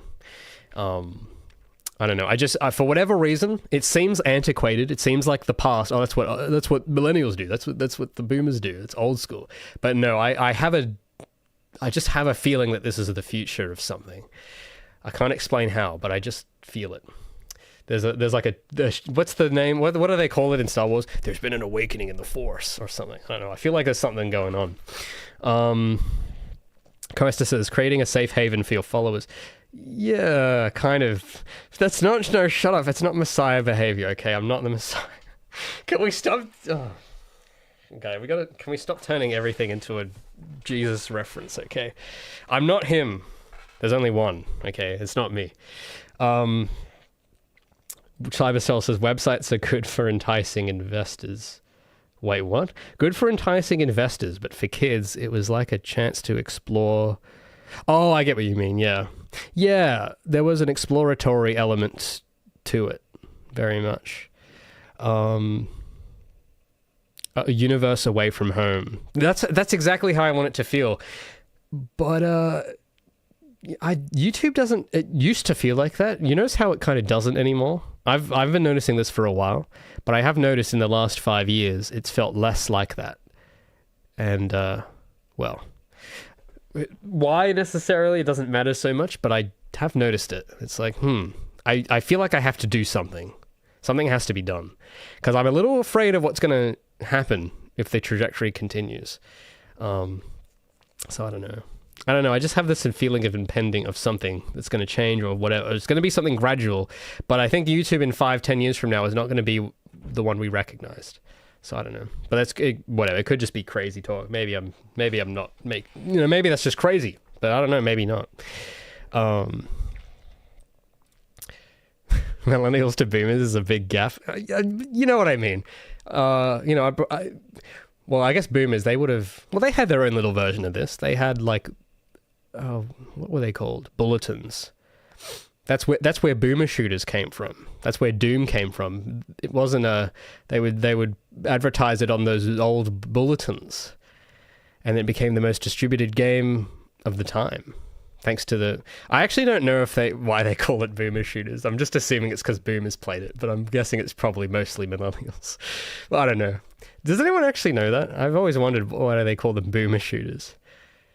So I don't know.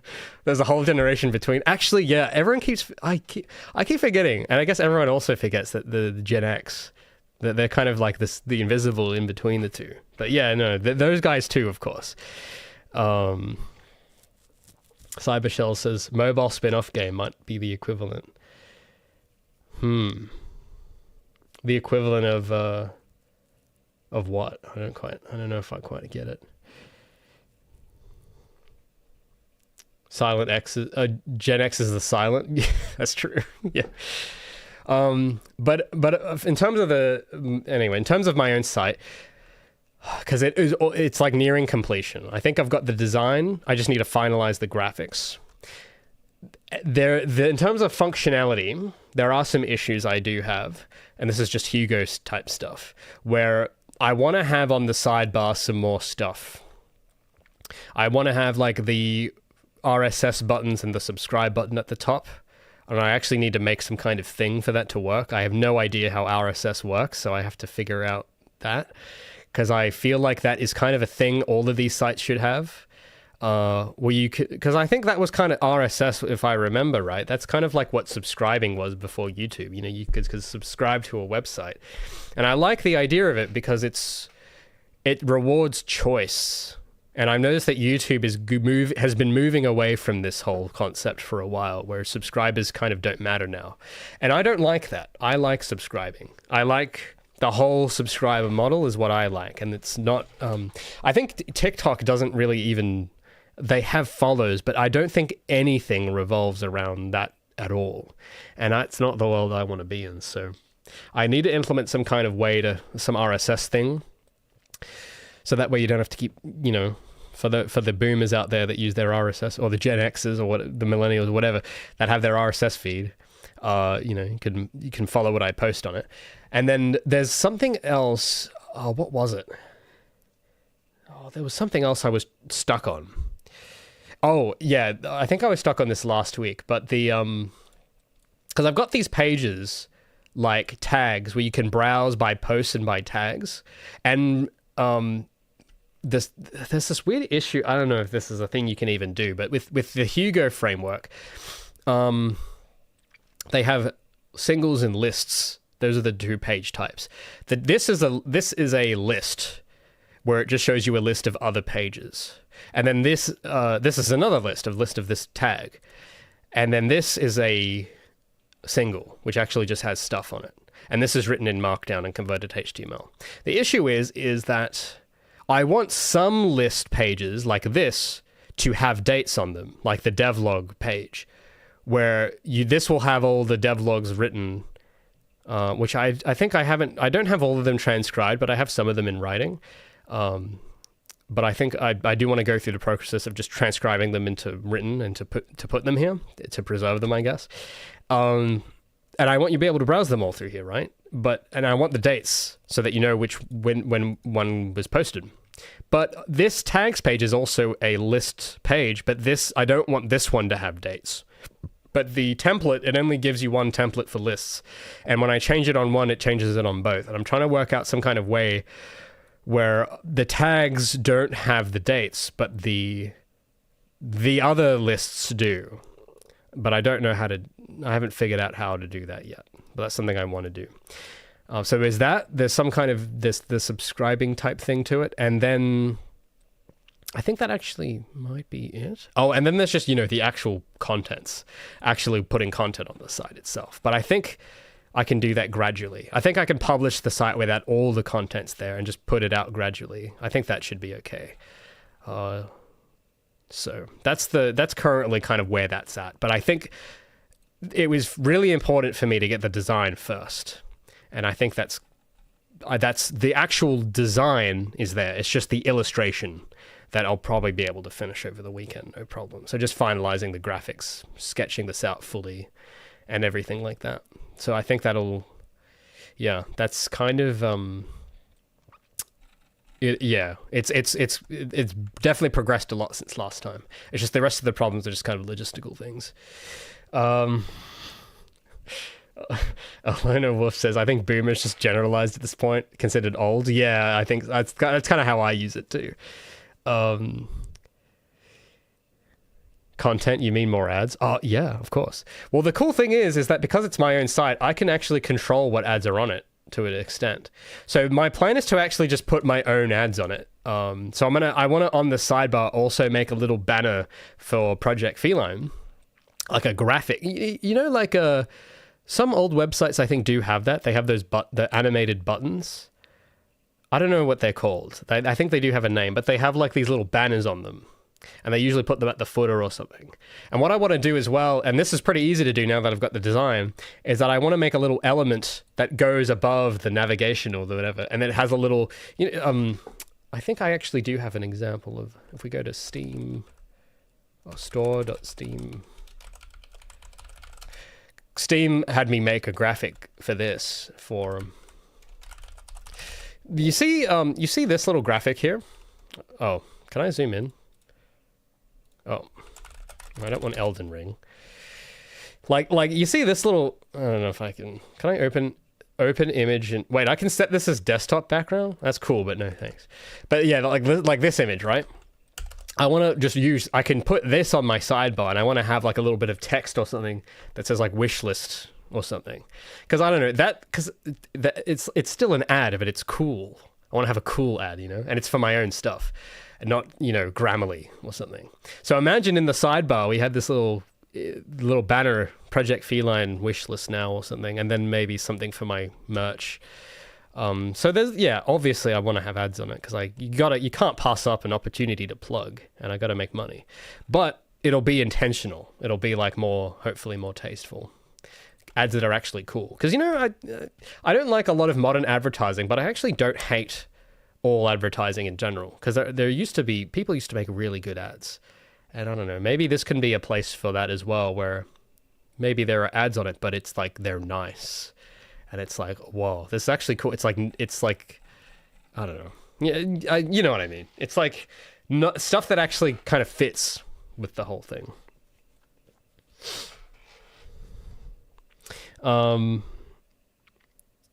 About content of Markdown, says Luca. Do you plan to have post with images? Yeah, I will have some images. Yes. So the thing is, for my Patreon, actually anyone on my Patreon right now will kind of know what it is I'm trying to do. Because what a lot of you that aren't on the Patreon don't know is that every month I write up a write-up of what I'm doing. And I'll basically write posts like this is a script for a devlog, but every month for my patrons, I do write I actually do have to work on mine because it's almost the end of the month, so I better get started to work on that soon. But I will write up every month for them a big post of what I've been doing with images too. And I spend a day recording footage and getting screenshots, and I put it onto this one big post for them.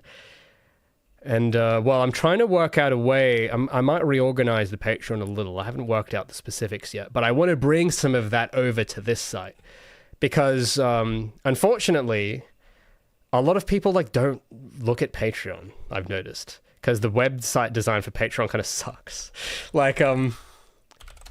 It's like the idea for Patreon. I really do appreciate the people that do support me on here. It really is a huge help. But I get the feeling a lot of you kind of don't actually check it. And I don't know, maybe you guys can tell me if that's the case or not. But, wow, why is scrolling this so slow? I don't know. But the actual interface, it's very, it's just kind of, I don't know, where's my Patreon? Link down below, by the way. Consider supporting. You can I have bunches and bunches and bunches. Let me show you all the hidden stuff. I've got all these posts I've written about a bunch of stuff I have yet to make videos on. So if you want to actually read them now, go ahead and sign up. I'd really appreciate it. But the unfortunate thing is I guess because of the interface or whatever, I get the feeling a lot of people don't like being on Patreon, the platform, for whatever reason. I don't know. It's just something I've noticed, at least compared to other places. But it made me wonder what would happen if I kind of transplanted this sort of stuff to this. Would that be more appealing? Would that get read by more people? So it's just something I'm thinking about. But yeah, it will have. I absolutely want to put images, of course. In fact, there is a public example of what I'm talking about. If we go back to Steam, because I did this for my last community post on Steam, is actually what I did, just to test this out. And actually people did read it on Steam, but not on Patreon for some reason. So if we go to the community hub, which you wish list and follow, please, right now. But this is the sort of stuff I'd want to post. So this is the version, on my little site, this is just the Markdown without image, because I haven't figured out how to get the images to work yet. But the idea is this is the same post on Steam, but this post has the images. So the plan is to put the images in this post as well once I figure out how to do it. But I will include images, which does help it a lot, and the links to stuff. So it's sort of like, it's like kind of the same experience as the devlog, but it's sort of less.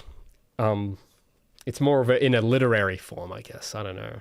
It's a different format. But yeah, so I've got some images of the B-roll I used, just still images. It's also way quicker to do it this way, so that'll be nice. And I guess the cool thing is, because it's easier to do this, my hope is I'm able to write more while I work on the devlogs, because the devlogs do take a while, because when you make videos for YouTube, they, So the idea is that like this can be a supplement alongside it. That's the plan.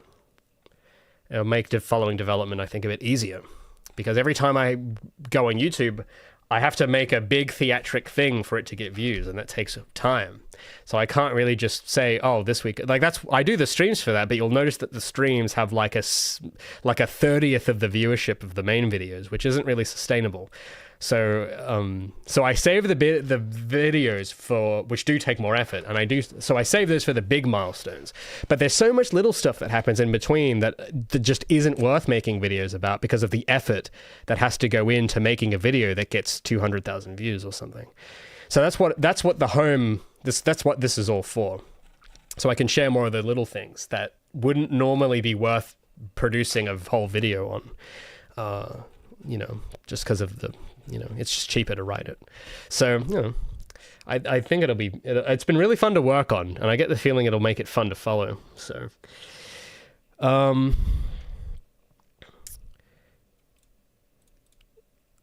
thanks, Drone, for sticking around. Lucas says, glad to hear. Based on the post you did on Discord and YouTube for supporters, the images really help show how the game is progressing. Oh, well, thank you. Yeah. So yeah, it might be a bit, it's admittedly hard to follow in my current preview, but when the images are there, I think it'll definitely make it fun. It'll make it more cool. Absolutely. Of course. Because this does admittedly look a bit overwhelming if it's all text. But yeah, I think that, and then plus all the styling, I think I just have a good feeling about it. Coesta says, for me, it's like, why would I look at Patreon? I don't really monetarily support people for exclusive content. Interesting.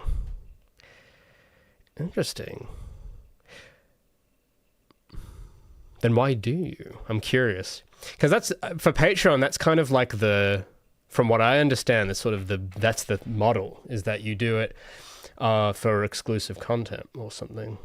So if that's not the case, that's interesting. I haven't thought about it like that. I do have merch as well for that too, by the way. I haven't really made much of a point to mention it, but there is like exclusive merch I do for the Patreon as well. Just because I feel like an obligation to give something back. So I like to give back these sorts of things. So yeah, but that kind of helps fund the channel, because ad revenue is not huge, so that does help a large degree, and I do very much appreciate those that have stuck with this. In exchange, I have my exclusive little posts I write, my exclusive updates, and the merch. That's sort of how I imagine it works. But if people want something else, I don't know. I haven't really thought about what that would be. I have to be curious to know if it's not exclusive content, then what is it? Lucas says Mongo Bongo's not the South Hemisphere. It's nearly in winter. Wait, what are you guys talking about? Seasons? Talking about hemispheres? Why am I wearing a sweater? Oh, because bro, the entire world. I know this is going to sound crazy, but the entire world is not Los Angeles. Whoa, crazy. I know. In some places of the world, it's winter. So yeah, it's pretty cold at the moment. So that's why. Why does it look? Why is there something wrong? Is this too much of an old person's sweater? Is this not hip and cool enough? I do have to make a Project Feline sweater. That's what I got to do next. But yeah. Rashheads is subscribed as a free user. Oh, you can do that? I didn't know you could do that. That's cool then. Thanks. Anyway, I'm getting really hungry, and I've just looked at the time, and I've gone a bit overboard. So I'm going to have to get going and eat, and I'll be probably spending most of the afternoon working on more of this stuff and finalizing it up. But I think that will, I don't really have much else to say. That's kind of just been how it's been going. But yeah, thanks for sticking around for another weekly progress check-in. Thanks for some of you left some very nice messages this week, so I appreciate that. Thank you. Oh, interesting. Wait, I want to read this last little message from Coesta. Mostly just because I enjoy what people do. That being said, it's mostly Patreon's fault that I don't even bother to check. It's just too out of the way. Okay, well, that's very interesting. Well, I better do something with my site to make it not out of the way. Because I'll think about that. But that's an interesting bit of insight. It is a bit out of the way, isn't it? Anyway, speaking of out of the way, I'm going to get out of your way now. And set you all free. You can go about your day. Thanks for checking in. If you do want to support the Patreon, please do. It's been my lifeline at the moment, and it helps make videos, which help me make the game. So I do really appreciate those that have been sticking with it there. Anyway, I will be making some more progress on all this, and I hope to show you some more cool stuff by next week. So until next time, gentlemen, I will see you then.